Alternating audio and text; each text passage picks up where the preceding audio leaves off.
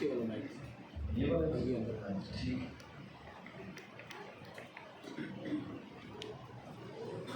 الحمدللہ والصلاة والسلام علی رسول اللہ وعلی آلہ واصحابہ ومن والاه اما بعد.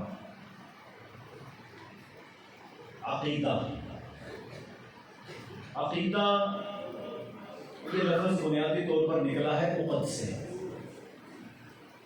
گرا لگ جانا، گرا بن جانا.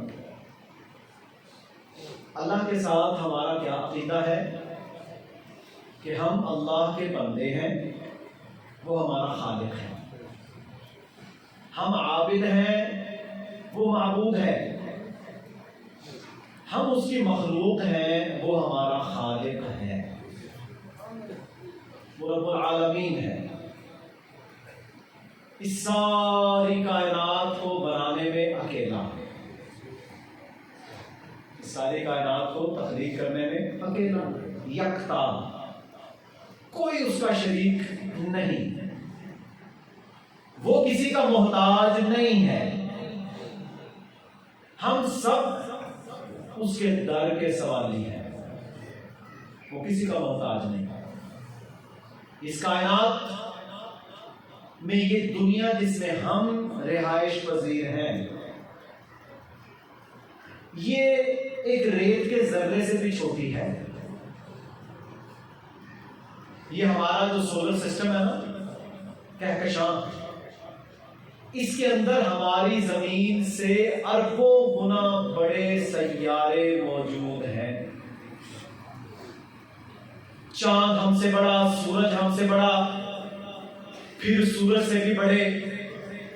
ہماری اس کہکشاں میں سورج کتنے ہیں ہم نہیں جانتے. پھر اس کہکشاں کے ساتھ جو ہماری ہمسایہ کہکشاں ہے ایٹا کورینون، ہم نہیں جانتے وہ کتنی بڑی ہے. پھر یہ جو کہکشائیں ہیں جن کے اندر سیارے ہم سارا دیکھتے ہیں نظام، ان کہکشاؤں کو ملا کر اللہ رب العالمین بناتا ہے. اسے سائنسدان کہتے ہیں کلسٹر. اس میں پتہ نہیں کتنی کروڑوں کہکشائیں ہوتی ہیں. پھر ان کلسٹر کو مل کر ایک سپر کلسٹر بنتا ہے جس کے اندر پتہ نہیں کتنے کلسٹر ہوتے ہیں. میرے بھائیوں، یہ اتنی تفصیل ہے کہ اگر ہم بیان کرنا شروع ہو جائیں تو یہ ختم نہیں ہوگی. پر میں آغاز کہاں سے کروں گا؟ اپنی ہر نماز میں ہم سورہ فاتحہ پڑھتے ہیں. سورہ فاتحہ کا آغاز کرتے ہیں کس آیت سے؟ بسم اللہ الرحمن الرحیم، الحمدللہ رب العالمین. تمام تعریفیں اس اللہ کے لیے جو عالمین کا رب ہے، صرف اس دنیا کا نہیں. سورج چاند یہ ہمارے ستاروں سیاروں کا نہیں. جتنی مخلوق ہے، جتنے فرشتے ہیں، جتنی زمین ہے، ان سب کا خالق اور مالک اور رب کون ہے؟ اللہ. میرے بھائیوں، ہمارا یہ معدہ ہے نا، آج کل لوگوں کو معدے کی بڑی پرابلم ہے. ہمارے معدے میں، اسٹومک میں جو سب سے بڑی قوت مدافعت کیا ہوتی ہے؟ بیماریوں سے لڑنے والی طاقت. ایک تو وائٹ سیلز ہے نا ہمارے جو سفید خلی ہے خون میں. ایک ہمارے معدے کے اندر ایک فرینڈلی بیکٹیریا ہوتا ہے جسے بولتے ہیں لیکٹوبیسیلس، دوست جراثیم. ایک تو ہے دشمن جراثیم، دوست جراثیم ہمارے اس معدے کے اندر کھربوں کی تعداد میں موجود ہیں. جب بندہ اینٹی بایوٹک کھاتا ہے تو وہ بھی مر جاتے ہیں. پھر ہم یہ ڈاکٹرز کہتے ہیں کہ تمہیں چاہیے کہ دہی استعمال کرو. جب دہی لوگے تو اس کے ذریعے سے وہ دوست جراثیم تمہارے معدے میں چلے جائیں گے، تمہارا معدہ درست ہوگا تو تمہاری قوت مدافعت امیونٹی مضبوط ہوگی. یاد رکھ لیں، ہمارے جسم کی 70% امیونٹی یعنی قوت مدافعت وہ ہمارے اس معدے میں پائے جانے والے ان دوست بیکٹیریا کی وجہ سے ہے. ان سارے کھربوں دوست بیکٹیریا، فرینڈلی بیکٹیریا جسے کہتے ہیں، جو ہمارے معدے کے اندر ہیں، جو اللہ کی مخلوق ہے، اس کا خالق بھی اللہ ہے۔ ہم انسان ہے نا، ایک بندہ، ہمارے جسم کے اندر کھربوں جانیں موجود ہیں۔ کہو سبحان اللہ۔ یہ ہے عقیدہ۔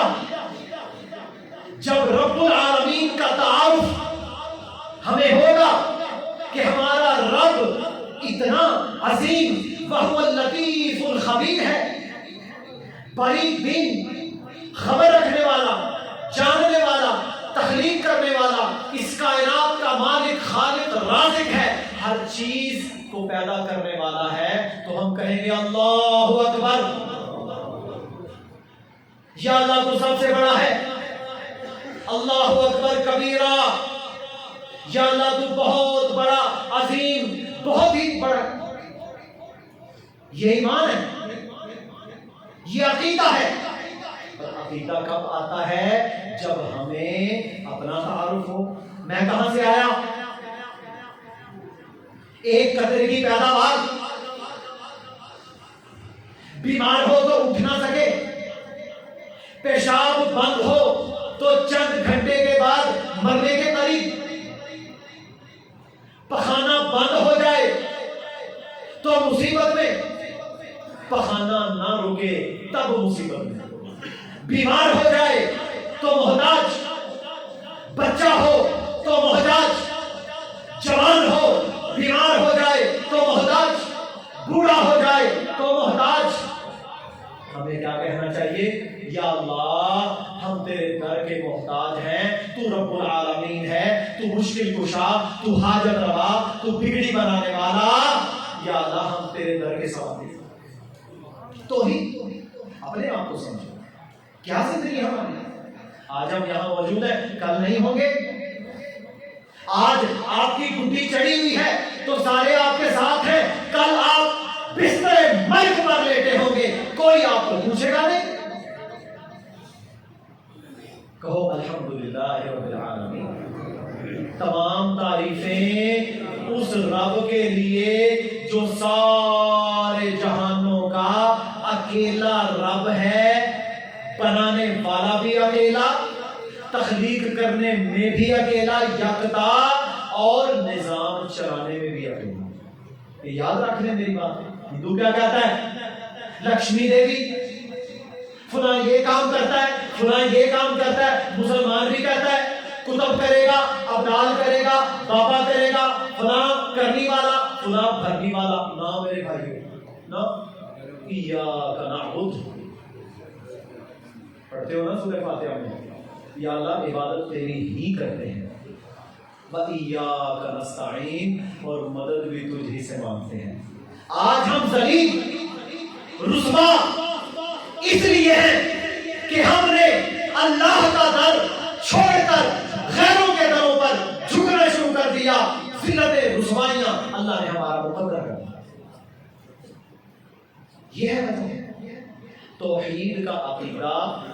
مومن مسلمان جب اس میں کمزور ہوتا ہے تو پھر کیا ہوتا ہے؟ پھر اللہ اپنے دشمنوں کو اس پر مسلط کر دیتا ہے، دشمنوں کو مسلط کرتا ہے۔ ظلم، جبر کے سلسلے جاری رہتے ہیں، اور جب ایمان پر کھڑا رہے، ڈٹا رہے، مضبوط رہے، عقیدے کے ساتھ، منہج کے ساتھ، سوچ کے ساتھ، ایمان کے ساتھ، اللہ وحدہ لا شریک کا بندہ بن کے وہ کھڑا ہو، تو پھر اللہ پتہ کیا کہتا ہے؟ اللہ کہتا ہے ساری دنیا تیری دشمن بن جائے گی، میں تیرے ساتھ ہوں۔ ساری دنیا تیری دوست بن جائے، اگر اللہ تیرے ساتھ نہیں ہے تو تیرا کوئی فائدہ نہیں۔ یہ ہے ایمان، یہ ہے عقیدہ۔ عقیدہ عقد سے، عقد کا مطلب کیا ہوتا ہے؟ گرا بندنا۔ نکاح کرتے ہو نا، کیا کہتے ہیں؟ فلاں کا عقد فلاں کے ساتھ ہو گیا، یعنی ان کی گرا بند گئی، نکاح کے ساتھ وہ میاں بیوی بن گئے۔ ارے اللہ کے بندے، اگر تم نکاح کے بعد جو تیری بیوی ساری زندگی کے لیے شاید نہیں ہے، مر بھی سکتی ہے، طلاق بھی ہو سکتی ہے، لیکن نکاح کے بعد جب تم نے اپنی بیوی کے ساتھ نکاح کر لیا تو بندہ یہ پسند کرتا ہے کوئی غیر اس کو دیکھے یا وہ کسی غیر کی طرف جائے, کسی سے چکنی چپڑی باتیں کرے. غداری ہے نا, خیانت ہے نا, بدبختی ہے نا. خالق بھی اللہ, مالک بھی اللہ, بگڑی بنانے والا بھی اللہ, تجھے کائنات میں بھیجنے والا بھی اللہ, شفا کا مالک بھی اللہ. تو پھر تو اللہ کا در چھوڑ کر جب غیر کے در پہ جائے گا تو اللہ کتنا ناراض ہوگا. اللہ پھر پتہ کیا کہتا ہے؟ اللہ کہتا ہے میں سب کو معاف کر دوں گا. زانی کو بھی جس نے توبہ کر لی, شرابی کو بھی جس نے توبہ کر لی, نماز نہیں پڑھتا تھا توبہ کر لی, معاف کروں گا. شرک کر کے آئے گا معاف کروں گا. لیکن اگر کوئی بندہ شرک پر, کفر پر, اللہ کی ذات, صفات, الوہیت, ربوبیت, اس کے نام, اس کی صفتوں میں کسی غیر کو شریک ٹھہرائے گا تو سورہ نساء میں رب العالمین نے فرمایا ان اللہ لا یغفر ان یشرک بہ ویغفر ما دون ذلک لمن یشاء. میں رب تمہارا کہتا ہوں میں شرک کرنے والے کو کبھی معاف نہیں کروں گا, اس کے علاوہ جسے چاہے معاف کروں. در کس کا؟ اللہ کا. شرک کیا ہے؟ شرک کیا ہے؟ ساری دنیا سے تیری نظریں جب ہٹ گئیں, ساری دنیا سے نظریں ہٹ گئیں تو پھر تمہیں کس کو پکارنا ہے؟ اللہ کو. ابراہیم علیہ السلام نے کیا کیا؟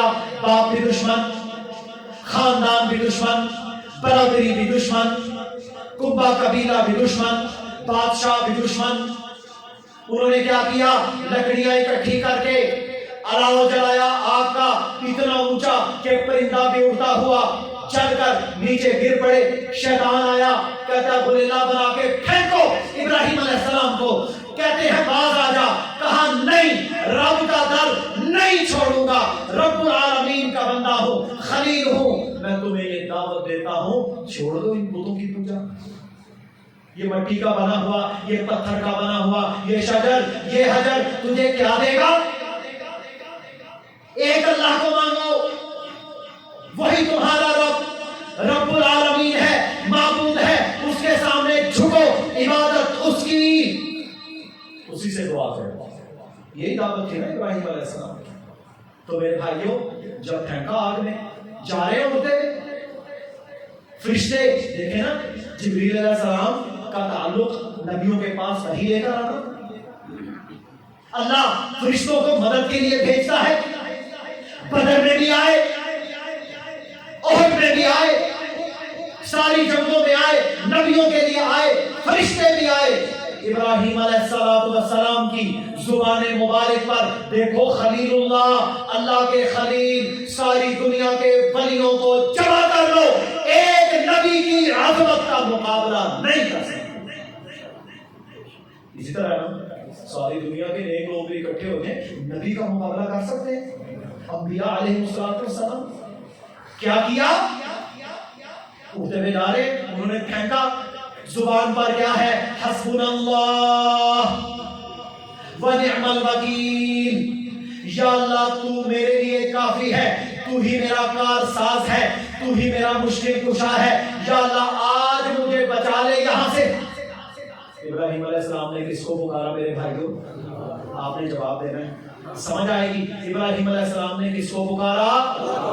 اللہ کو. ابراہیم علیہ السلام کائنات میں جتنے نبی میرے رب نے بھیجے ان میں سب سے افضل محمد رسول اللہ صلی اللہ علیہ وسلم, اور ان کے بعد سب سے بڑا مقام ابراہیم علیہ السلام کا, جو اللہ کے نبی کے جد امجد, آپ انہی کی نسل میں تھے. حسبنا اللہ ونعم الوکیل. یا اللہ تو مجھے بچا دے. جب دعا کی فرشتے بھی آئے, جبریل علیہ السلام بھی آئے, یہ بتائیے جی کسی کی طرف نہیں دیکھا, کسی کی طرف. برادری ساری آئی نا, کہا یہ سورج میرا رات ہے, ڈوب گیا, کہا یہ نہیں ہو سکتا, یہ چاند ہوگا, یہ فلاں ہوگا, یہ ستارے ہوں گے. نہیں ہوا. کیا کہا؟ انی وجہت وجہی للذی فطر السماوات والارض حنیفا. میرا چہرہ تو میرے اللہ کی طرف ہے جو مشرق و مغرب کا رب ہے. میں یکسو ہوں. یکسو پتہ کون ہوتا ہے؟ سیدھا سیدھی راہ. میں نے یہاں وہاں دیکھا. ابراہیم علیہ السلام نے ایسا عقیدہ میرے بھائیو حسبنا اللہ ونعم الوکیل کہا. آگ میں گرنے سے پہلے میرے اللہ نے قانون ہی بدل دیا. آگ جلاتی ہے، برف ٹھنڈا کرتی ہے، اللہ نے قانون بدلا. جلانے والی آگ کو حکم رب العالمین نے دیا جو اس کا خالق ہے. کیا فرمایا؟ یا نار کونی برداً و سلاما علی ابراہیم. اے آگ، میرا نبی ابراہیم آ رہا ہے، توکل اس کا اتنا ہے کہ وہ میرے در سے ہٹتا نہیں ہے. ٹھنڈی ہو جا. تو نے میرے نبی کو جلانا نہیں ہے. یا نار کونی برداً و سلاما علی ابراہیم. اے آگ ٹھنڈی ہو جا ابراہیم پر سلامتی کے ساتھ. کس نے بچایا؟ جو اللہ ابراہیم علیہ السلام کو بچانے والا وہ ہمیں بھی بچانے والا. جو اللہ ابراہیم علیہ السلام کا مشکل کشا وہ ہمارا بھی مشکل کشا. یہ ہے عقیدہ. جب عقیدہ ایسا ہوگا پھر کیا ہوگا؟ پھر آپ نماز میں کھڑے ہوں گے، لطف آئے گا. کئی بندے کہتے ہیں ڈاکٹر صاحب دل نہیں کرتا، نماز میں دل نہیں کرتا، عبادت میں دل نہیں کرتا، رمضان میں روزہ رکھنے کو دل نہیں چاہتا، بس اوپر سے ہم رسمیں ادا کر لیتے ہیں. وہ تقویٰ، وہ خشیت، وہ خشوع، وہ خضوع، وہ لذت وہ ہمیں نہیں ملتی. وجہ کیا ہے؟ وجہ سب سے پہلی میرے بھائیوں یہ ہے کہ ہم سب کا تعلق اللہ کے ساتھ کمزور ہے. باتیں بڑی ہیں. اللہ کے ساتھ تعلق کمزور ہے.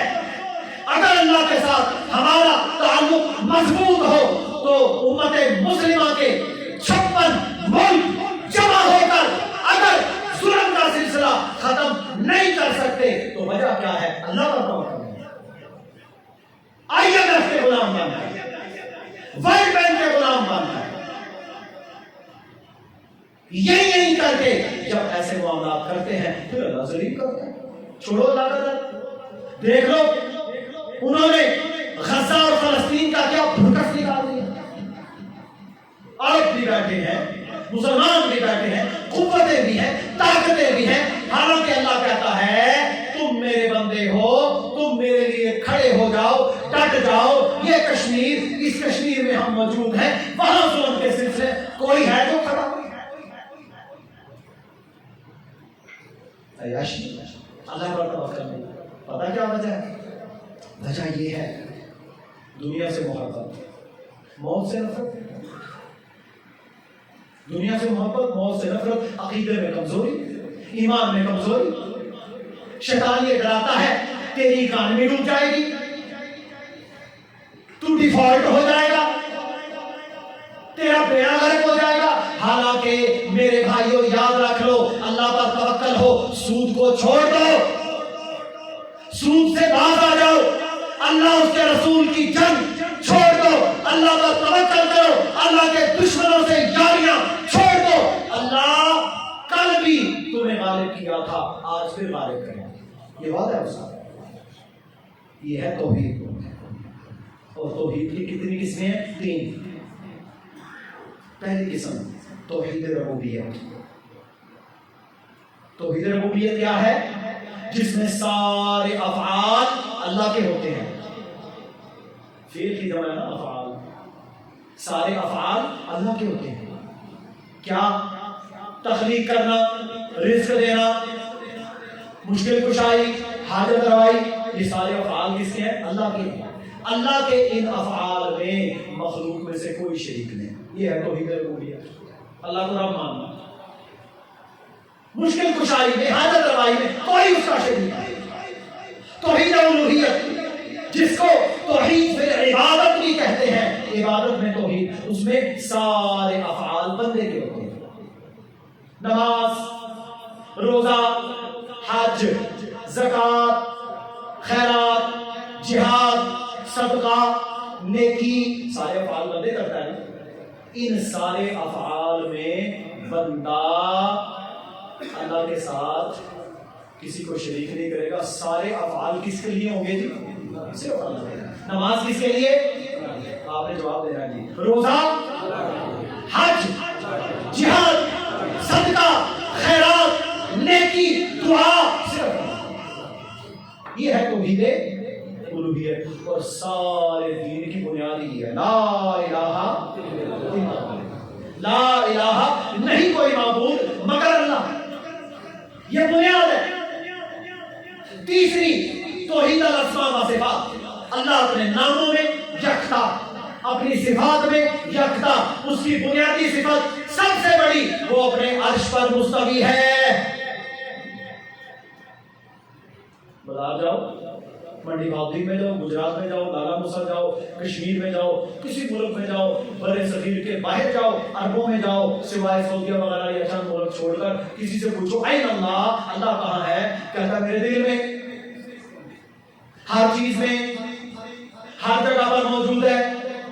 بھاؤدین میں دیکھو، حضرت علی میں دیکھو. نعوذ باللہ، یہ عقیدے ہیں لوگوں، یہ عقیدے ہیں لوگوں. اللہ کی صفت کیا ہے؟ پہلی صفت اللہ وحدہ لا شریک، وہ خالق ہے، وہ اپنے عرش پر مستوی ہے.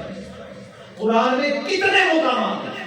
اللہ الذی خلق السماوات والارض وما بینہما فی ستۃ ایام ثم استوى علی العرش. الرحمن علی العرش استوى، رحمان اپنے عرش پر مستوی ہے. اللہ کے نبی جب دعا کرتے تھے تو اوپر دیکھتے تھے. وہی نازل ہوتی ہے، نازل ہونے کا مطلب اوپر سے نیچے آنا.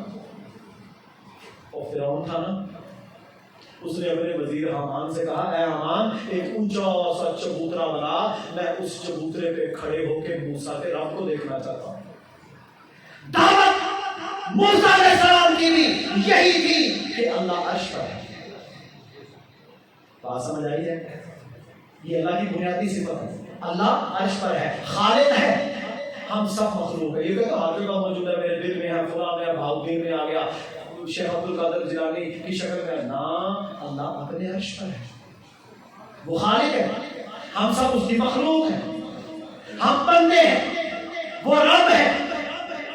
نہ اس کا کوئی بیٹا، نہ اس کی کوئی اولاد. دیکھو نا ذاکر نائک صاحب آئے ہیں حافظہ اللہ، وہ کیا کہتے ہیں؟ اللہ کی توحید کو سورہ اخلاص پر پیش کرو. بسم اللہ الرحمن الرحیم، قل آپ کہہ دیجئے هو اللہ احد، اللہ اکیلا ہے، اللہ الصمد، وہ بے نیاز ہے، لم یلد ولم یولد، نہ اس کے ماں باپ نہ اس کی اولاد، ولم یکن لہ کفوا احد، اور اس کی برابری کرنے والا بھی کوئی نہیں. یہ ہے اللہ. تعارف حاصل کرو، جب آپ کو پتا چلے گا ہمارا رب رب العالمین، اس کے کوئی حصے بکھرے نہیں ہیں، وہ رب العالمین ہے، اکیلا ہے، یکتا ہے، سب کا خالق ہے. اور میرے بھائیوں پاکستان میں پتہ ہے ہمارے ملکوں میں کلمے چلتے ہیں نا، 6 کلمے. دوسرا کلمہ اصل تو شہادت ہے نہیں ہے، دوسرا کلمہ جو عام طور پہ مربد ہے، اس میں سارے مسلمان ہر مسلک فرقے کے کیا پڑھتے ہیں؟ اشہد اللہ الہ الا اللہ وحدہ لا شریک لہ و اشہد ان محمدا یار ایسے بولو عبدہ. ہم گواہی دیتے ہیں کہ محمد صلی اللہ علیہ وسلم اللہ کے بندے اور اس کے رسول ہیں. اللہ وحدہ لا شریک ہے، محمد صلی اللہ علیہ وسلم اللہ کے بندے اور اس کے رسول ہیں. سارے مانتے ہیں بندے، سارے مانتے ہیں بندے.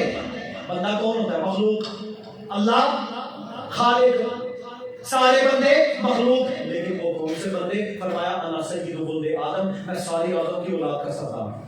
مخلوق میں سب سے اعلیٰ، فرشتوں سے اعلیٰ، انسانوں سے اعلیٰ، جنات سے اعلیٰ، ساری کائنات سے اعلیٰ. لیکن مخلوق، خالق اللہ. فرق آ گیا جی سمجھ؟ خالق اللہ، خالق کا کوئی حصہ نہیں بن سکتا. اگر وہ بناؤ گے تو وقالت الیہود عزیر ابن اللہ، یہودیوں نے کہا عزیر اللہ کے بیٹے ہیں. وقالت النصارى مسیح ابن اللہ، عیسائیوں نے کہا مسیح اللہ کے بیٹے ہیں. اور اللہ کے نبی صلی اللہ علیہ وسلم نے صحیح بخاری میں فرمایا تھا، فرمایا مجھے اس طرح حد سے نہ بڑھانا جس طرح عیسائیوں نے عیسیٰ علیہ السلام کو حد سے بڑھا دیا. میں اللہ کا بندہ ہوں، مجھے کہو اللہ کا بندہ اور اس کا رسول صلی اللہ علیہ وسلم. یہ ہے توحید.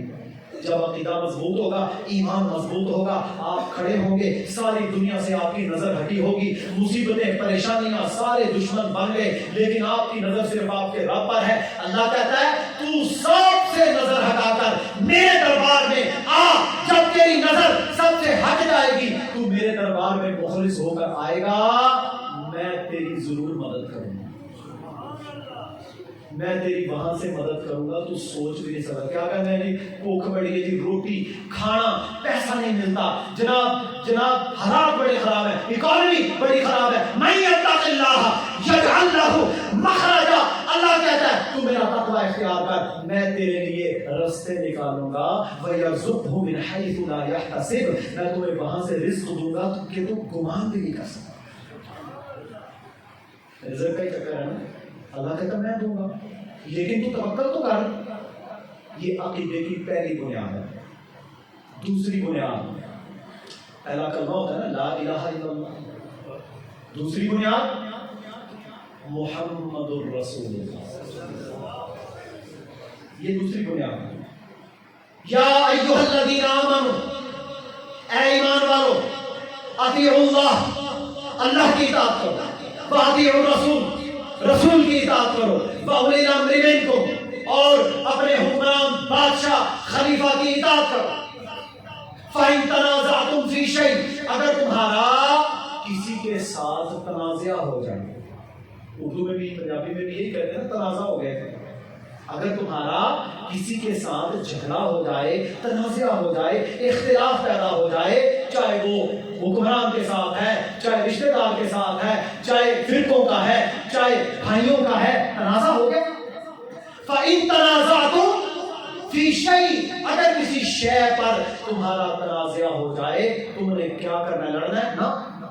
نہ لڑنا ہے، نہ گالی دینی ہے، نہ قتل کرنا ہے ایک دوسرے کو، نہ۔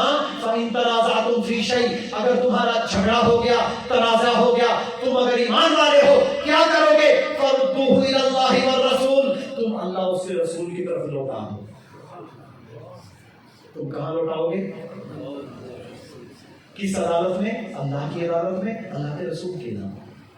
فَرُدُّوهُ إِلَى اللَّهِ وَالرَّسُولِ، تم اللہ اس کے رسول کے دربار میں وہ تنازع لوٹا دو۔ ان کنتم تؤمنون باللہ والیوم الآخر، اگر تم اللہ اور آخرت پر ایمان رکھتے۔ تنازعات کا حل کیا ہے جی؟ محمد رسول اللہ صلی اللہ علیہ وسلم سے پوچھو، اے اللہ کے نبی نماز کیسے پڑھنی ہے، زکوٰۃ کیسے دینی ہے، لباس کیسا ہوگا، بیوی کا لباس، بچے کا لباس، گھر کا ماحول، کام، کاروبار، معاملات، معیشت، معاشرت، خاندانی امور، معاشی امور، اکانومی، سب کچھ اللہ کے نبی صلی اللہ علیہ وسلم بیان کریں گے، اور فورن پالیسی بھی اللہ کے نبی دیں گے۔ وزارت خارجہ فارن پالیسی بھی اللہ کے نبی دیں گے صلی اللہ علیہ وسلم۔ یہ ہے محمد رسول اللہ صلی اللہ علیہ وسلم۔ اور جو اللہ کے نبی کی مخالفت کرتا ہے، آپ دیکھیں نا آج کل کسی کو حدیث سناؤ کیا کہتا ہے؟ تو چھٹو جی چھٹو، یہ کیسی باتیں کرتے ہیں؟ قرآن کی آیت پیش کر دو، کہتا ہے ہمارے ہاں نہیں چلتا، ہمارے ہاں یہ رسم نہیں ہے، ہمارے علاقے میں یہ نہیں ہوتا۔ میرے بھائیوں، اسلام علاقوں کے لیے نہیں تھا، یہ پوری کائنات کے لیے برابر ہے۔ گورا، کالا، سندھی، پشتون، کشمیری، جو بھی زبان ہو، پنجابی ہے میرے بھائیوں، پٹھان ہے، چاہے وہ چائنیز ہے، چاہے انگریز ہے، چاہے کالا ہے، ان سب کے لیے دین ایک ہے، سنت ایک ہے، اس میں کوئی تبدیلی نہیں۔ تبدیلی کس میں ہے؟ بدعات میں، خرافات میں، تبدیلی ان میں۔ بدعات کرو گے، ہر جگہ کی اپنی بدعت ہے۔ ہمارے پنجاب میں چلے جاؤ، کیا کہتے ہیں؟ تیجا، کولی شریف۔ اچھا پہلے وہ تیسرے دن ہوتا تھا، میں نے بچپن میں دیکھا، آج کل اگلے دن ہی فارغ، کیونکہ حالات، معاشی حالات وہ نہیں ہے۔ 3 دن کہاں لوگوں کو رکھیں، اگلے دن ختم۔ پھر جناب رسماں، کسی علاقے میں ساتواں، کسی علاقے میں یہ، اور یہ میرے بھائیوں رسمیں رواجیں ہیں۔ سنت کیا ہے؟ محمد رسول اللہ صلی اللہ علیہ وسلم کا طریقہ، آپ کا منہج، آپ نے مرنے کا طریقہ سکھایا کہ نہیں؟ اس پنجے سے لے کر پیدا ہونے سے لے کر مرنے کا طریقہ، دفن کا طریقہ سارا اللہ کے نبی نے سکھایا. آج سارا بیڑا ادھر غرق ہوا ہے کہ ہم لوگوں نے اپنے طریقے بنا لیے، اللہ کے نبی صلی اللہ علیہ وسلم کے طریقوں کو سوری بول دی. پیدا ہو گئے، اب دیکھو پیدائش ہو جائے نا کسی کے یہاں بیٹا پیدا ہو 2-4 سال کے بعد یا 4-5 بیٹیوں کے بعد، بڑی خوشی ہوتی ہے، کرنی چاہیے، وہ بھی اللہ کی نعمتیں ہیں، یہ بھی اللہ کی نعمت ہے، کہو الحمدللہ. لیکن بندے کیا کریں گے؟ لاکھوں کی مٹھائی تقسیم کر دیں گے، عقیقہ نہیں کریں گے. حالانکہ عقیقہ سنت ہے، تو مٹھائی کروڑ کی دے دے لیکن تو 2 چھوٹے جانور اگر ذبح نہیں کرتا تیرا بچہ معلق رہے گا، لٹکا رہے گا.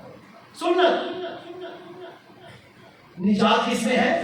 امام احمد تھے نا، ان کے استاد تھے امام بقی بن جراح رحمہ اللہ. وہ کیا کہتے ہیں؟ کہتے ہیں سنت نبوی کشتی نوح کی طرح ہے، جو اس میں سوار ہو گیا وہ بچ گیا، جو سنت کے راستے سے ہٹ گیا وہ برباد ہو گیا. سنت کا راستہ کامیابی کا راستہ ہے. میرے بھائیوں ایک دفعہ، اچھا یہ تو ہمارے اختلاف ہے نا، فرمایا تنازعات، صحابہ کا اختلاف ہو گیا. صحیح البخاری میں یہ حدیث ہے، سورہ نساء کی یہ آیت ہے. سورہ نساء کی تفسیر میں، کتاب التفسیر صحیح البخاری میں یہ واقعہ ہے. زبیر بن عوام رضی اللہ تعالیٰ عنہ اللہ کے نبی صلی اللہ علیہ وسلم کے رشتہ دار کزن ایک انصاری صحابی کے ساتھ تنازع بنا. کیا؟ زمین ہے، پانی آ رہا ہے. پہلے زمین کس کی تھی؟ حضرت زبیر کی تھی. بعد میں زمین دوسرے صحابی کی تھی. اصول یہی ہے جس طرف سے پانی آتا ہے پہلے جس کی زمین آتی جائے گی وہ سیلاب ہوتا جائے گا، پھر اگلے سیلاب ہوں گے. رسول اللہ کے پاس یہ کیس آیا. آپ نے حضرت زبیر سے کہا کہ بھائی آپ اپنے بھائی کے لیے پانی کو جلدی چھوڑ دیا کریں. صحیح بخاری میں یہ پورا واقعہ ہے. اس کے لیے ذرا پانی جلدی چھوڑ دیا کرو. بڑا بیلنس فیصلہ کیا. اب وہ نئے نئے مسلمان ہوئے جناب، انہوں نے پتہ کیا کہا؟ انہوں نے کہا کہ آپ نے یہ فیصلہ اس لیے کیا ہے کہ یہ آپ کی کھو کے بیٹھے یا رشتہ دار.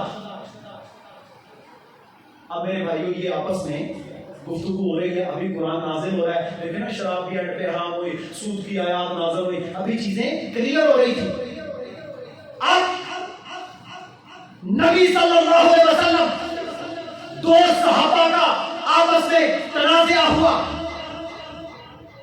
جب آپ نے فیصلہ دیا جو بالکل حقیقت پر مبنی تھا، لیکن دوسرے نے کہا جی شاید رشتہ دار ہیں اس لیے آپ نے یہ فیصلہ دیا ہو. صحابہ میں ہمارے میں کیا فرق ہے؟ ہمارے ہاں حدیث دکھا دو، قرآن دکھا دو، سنا دو، پڑھا دو، بندہ نہیں مانے گا. صحابہ نے قرآن سنا، حدیث سنی، فوراً مان لیا. فرق یہ ہوتا ہے. اب یہ گفتگو جاری ہے. اللہ کے نبی صلی اللہ علیہ وسلم نے ابھی جواب نہیں دیا، ابھی جواب نہیں دیا کہ جبریل علیہ السلام سورہ نساء کی آیت لے کے نازل ہو گئے. کیا فرمایا؟ فلا وربک لا یؤمنون، مجھے آپ کا رب ہونے کی قسم یہ بندے مومن نہیں ہو سکتے حتی یحکموک فیما شجر بینہم، جب تک یہ جو فیصلہ آپ ان کے درمیان کرتے ہیں یہ اسے ماننا ہے. یہ مومن نہیں ہو سکتے. صحابہ کے بارے میں یہ آیت نازل ہوئی، انہوں نے تو مان لیا فوراً. فلا وربک، اللہ نے نا 2 ہی جگہ پر اپنے رب ہونے کی قسم اٹھائی ہے، ایک یہاں پر، ایک جب محشر کا میدان لگا. فلا وربک لا یؤمنون، یہ مومن نہیں ہو سکتے، مجھے آپ کا رب ہونے کی قسم ہے. حتی یحکموک فیما شجر بینہم، جو آپ ان کے درمیان فیصلہ کرتے ہیں جب تک یہ اسے مان نہ لیں. پھر یہاں پر اللہ نے بس نہیں کی، فرمایا ثم لا یجدوا فی انفسہم حرجا، پھر اپنے سینے میں تنگی محسوس نہ کریں. آخر جی کوئی رستہ تو ہوگا، کوئی نہ کوئی تو نکالے نا جی، آخر ہمارا گزارا کیسے ہوگا؟ دیکھیں نا جی وہ پرانا دور تھا، آج شادی پہ ویڈیو نہ بنے تو گزارا کیسا ہو، آج یہ نہ ہو تو ایسے کیا چلے، بہانے نکالتے ہیں نا لوگ. نہ، فرمایا ثم لا یجدوا فی انفسہم حرجا، اپنے دل میں پھر تو حرج، تنگی محسوس نہ کرے. وَيُسَلِّمُ تَسْلِيمًا، جو آ گیا اسے مان لے. یہ حرج کی کیفیت ہے نا میرے بھائیو. مفسرین نے لکھا، مفسرین جب کوئی عربی کا لفظ آتا تو دور کے گاؤں میں چلے جاتے کہ میں دیکھوں تو صحیح وہاں پر یہ کس معنی میں استعمال ہوتا ہے. یہ حرج کی کیفیت. آپ لوگ میرے بھائیو علاقوں میں رہنے والے ہیں، راستے میں کتنی بکریاں ہم نے دیکھی. بکریوں کا باڑا ہو، آپ نے بکریوں کو کھانا کھلانا ہے، صبح دوپہر شام ایک وقت مقرر ہے. آپ نے ان کو باڑے میں باندھ دیا، سائڈوں کے اوپر باڑ لگا دی. اب بکریاں کیا کریں گی؟ بکریاں جو باہر گھاس ہیں، پتے ہیں، ان کو کھانے کے لیے کبھی اوپر سے، کبھی نیچے سے، کبھی ٹانگیں اوپر اٹھا کر، کبھی زبان کے ساتھ کھینچ کر کوشش کریں گی. مالک نے تو باندھ دیا کہ اب تیرے ریسٹ کا ٹائم ہے، لیکن بکری پھر بھی میرے بھائیوں وہ پتا کھینچ کر کھانے کی کوشش کرے گی. یہ کیفیت ہے حرج. یہ کیفیت ہے حرج. مورخین نے لکھ جائیں تفسیر رازی کو پڑھیں. یہ ہے کیفیت حرج، یعنی مسئلہ واضح ہو گیا، اس کے باوجود بیچ میں سے چیزیں نکالنے کی کوشش کرنا، کوئی راہ نکل آئے. یہ نہیں کرتے کہ اللہ کے نبی نے فرما دیا یا اللہ ہم مانتے ہیں، رسول اللہ کا حکم ہے، اللہ آپ کو اس کا 50 نہیں 1000 گنا اچھا نعمت بدل دے دے گا. ثم لا یجدوا فی انفسہم حرجا مما قضیت ویسلموا تسلیما. جو فیصلہ ہو گیا وہ حرج تنگی محسوس نہیں کرتے. وہ کہتے ہیں جو فیصلہ ہوا ہم نے مان لیا. قرآن کہتا ہے وَمَن یُشَاقِقِ الرَّسُولَ مِن بَعْدِ مَا تَبَيَّنَ لَهُ الْهُدَىٰ، جس نے میرے نبی کی مخالفت کی ہدایت کے آ جانے کے، وَيَتَّبِعْ غَيْرَ سَبِيلِ الْمُؤْمِنِينَ، اور مومنوں کا راستہ چھوڑ کر، صحابہ کا منہج چھوڑ کر کوئی اور راستہ اختیار کیا، نُوَلِّهِ مَا تَوَلَّىٰ، اللہ کہتا ہے جو وہ جہاں لگ گیا میں اسے وہیں لگا دوں گا. وَنُصْلِهِ جَهَنَّمَ، اور اس کا ٹھکانہ جہنم ہے. فَسَاءَتْ مَصِيرًا، یہ بہت بری رہنے کی جگہ. اللہ کے نبی کی مخالفت نہیں کرنی. سنت نبوی ہوگی تو اعمال قبول ہوں گے. دیکھیں نا کوئی بندہ کھڑا ہو کہ جی فجر کے 2 فرض ہیں، میں آج کے بعد فجر کے 4 فرض پڑھوں گا. ظاہر ہے 2 رکعتیں بھی زیادہ ہوں گی، سورہ فاتحہ بھی زیادہ ہوگی، اذکار بھی زیادہ ہوں گے، تسبیحات بھی زیادہ ہوں گی، وقت بھی اللہ کی بارگاہ میں زیادہ لگے گا. اسے ثواب ملے گا کہ گناہ؟ کیوں ملے گا گناہ؟ کیونکہ اس نے محمد کریم صلی اللہ علیہ وسلم کی سنت کی مخالفت کی. جو اللہ نے رکھتے بتائی تھی اپنے نبی کے ذریعے سے، ان کے مطابق 2 نہیں پڑھی، 4 پڑھی. 2 پڑھتا ثواب ملتا، 4 پڑھی گناہ ملا. ثابت کیا ہوا؟ عمل وہ جو سنت سے ثابت ہو. عمل کی زیادتی، عمل کے اندر میرے بھائیوں بہت زیادہ اسے بنانا سنوارنا یہ نہیں. سنت تھوڑا بھی ہوگا عمل، وہ انشاءاللہ اللہ کی بارگاہ میں مقبول ہوگا. سمجھ آ گئی؟ دیکھیں نا سنن ابو داؤد میں حدیث ہے، نبی صلی اللہ علیہ وسلم نے فرمایا سجدے اور رکوع میں میں تمہیں قرآن پڑھنے سے منع کرتا ہوں. سجدے میں اور رکوع میں قرآن کی تلاوت کرنے سے رسول اللہ نے منع فرمایا کہ قرآن پڑھنا ہے قیام کے اندر، جتنا پڑھنا ہے پڑھنا. سجدے رکوع میں اللہ کی تسبیحات ہیں، دعائیں ہیں، وہ کرنی ہیں. رسول اللہ نے منع فرمایا. کوئی بندہ آپ کے پاس آ جائے، حاجی سنا اللہ ہو، کوئی ولی اللہ کہلائے، کہے میں نے سارا قرآن سجدے میں پڑھ کے ختم کیا ہے، ثواب ملے گا گناہ؟ کیوں؟ پیارے پیغمبر نے یہاں منع فرمایا. مسئلہ میری خواہش کا نہیں ہے، مسئلہ آپ کی پسند کا نہیں ہے، مسئلہ ہے محمد رسول اللہ صلی اللہ علیہ وسلم کا طریقہ ہوگا تو عمل اللہ کی بارگاہ میں مقبول ہوگا. اب آتے ہیں میرے بھائیوں تیسری بات، اعمال.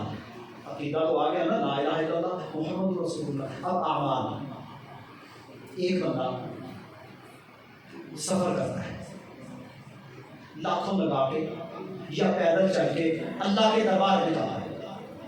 عام مسجد میں نہیں، اللہ کی بارگاہ میں، بیت اللہ میں لمبا سفر کر کے، جس طرح صحابہ اباد کے ادوار میں گھوڑوں پر، اونٹوں پر مہینوں سفر کر کے گرد و غبار میں اٹا ہوا، مصیبت میں، کپڑوں سے میرے بھائیوں گرد و غبار اٹھ رہی ہے، جاتا ہے رب کی بارگاہ میں، جا کر کیا کہتا ہے؟ یا رب، دعا کرتا ہے، یا رب، اے میرے رب، اے میرے رب، اے اللہ مجھے یہ دے، اے میرے رب مجھے اولاد دے، اے میرے رب مجھے یہ دے. دعائیں کرتا ہے اللہ سے. رسول اللہ صلی اللہ علیہ وسلم نے فرمایا کیا فرمایا؟ فرمایا وہ اتنا لمبا سفر کر کے جانے والا جب رب کی بارگاہ میں جاتا ہے اس میں ایک بیماری ہے، بیماری وہ کیا ہے؟ وہ حرام کھاتا ہے، اس کا رزق حلال نہیں ہے، اللہ اس کی دعا قبول نہیں کرتا، اللہ اس کی دعا قبول نہیں کرتا۔ دیکھو محنت اس نے کتنی کی، سفر بھی کیا، گرد و غبار میں بھی اٹا، مصیبت بھی جھیلی، رب کی بارگاہ میں پہنچ گیا، لیکن رزق حرام کے ساتھ پلا ہوا ہے۔ فرمایا اللہ اس کا کیسے قبول کرے کہ وَمَلْبَسُهُ حَرَامٌ، اس کا پہننا حرام تھا، وَمَشْرَبُهُ حَرَامٌ، اس کا پینا حرام تھا، وَغُذِّيَ بِالْحَرَامِ، وہ حرام کی غذا سے پلتا ہے، اللہ اس کی دعا قبول نہیں کرتا۔ عبادت، اعمال صالحہ اس وقت تک قبول نہیں ہوں گے جب تک ہمارا رزق حلال نہیں ہو۔ سود کھا کے ساری زندگی میرے بھائیوں ظلم کر کے، حرام کا لباس پہن کر، رشوتیں دے کے، لوگوں کا حق مار کے، خیانت کر کے،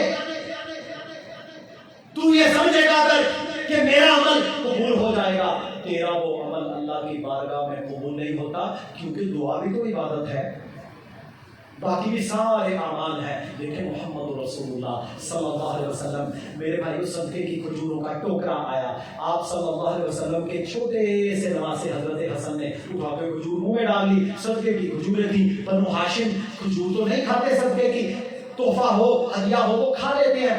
امام کائنات صلی اللہ علیہ وسلم نے چھوٹے بچے کا نہیں کیا، ہمارے وہ رہن دو جی خیر ہی ہے، خیر نہیں، انگلی مبارک سے وہ کھجور باہر نکال کہ میرے بیٹے میرے نواسے کے پیٹ میں وہ نہ جائے جو اس نے نہیں کھانا۔ کمال ہے، کیسا عقیدہ، کیسا منہج کہ حضرت عمر بن عبد العزیز رحمہ اللہ جب وفات کا موقع آیا، زہر دیا، میرے بھائی جان کو لے کے عالم میں ہے، اپنی اولاد کو جمع کیا، اپنی اولاد کو وصیت کی، کہا اے میرے بچوں، اے میرے بچوں، میں نے ساری زندگی تم کو حلال پر پالا ہے، میں نے حرام کا ایک لقمہ تمہارے منہ میں نہیں ڈالا، اگر تم حلال پر رہو گے اللہ تمہیں کبھی ضائع نہیں کرے گا، حرام کرو گے تو پھر تمہارے ضائع ہونے کا مجھے کوئی ڈر نہیں۔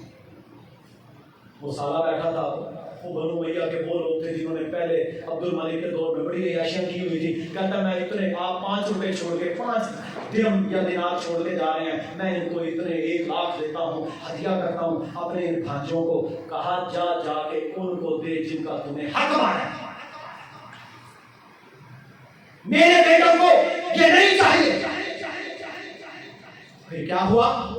پھر حضرت عمر بن عبد العزیز رحمہ اللہ شہید ہو گئے، دیکھیں زہر دیا گیا، شہید ہو گئے،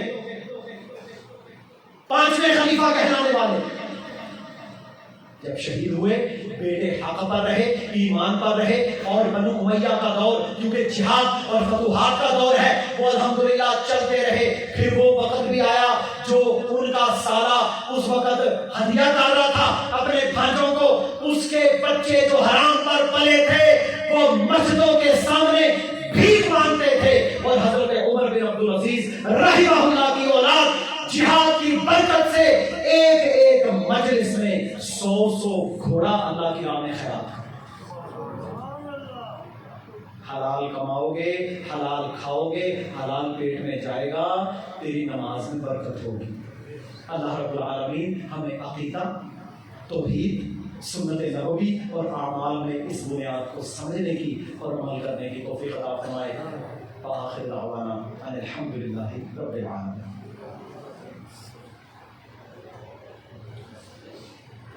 کسی کا کوئی سوال ہو تو وہ کر لے، قیل و قال فضول سوال کی بجائے وہ سوال جو ہماری دنیا اور آخرت میں بہتری لا سکے۔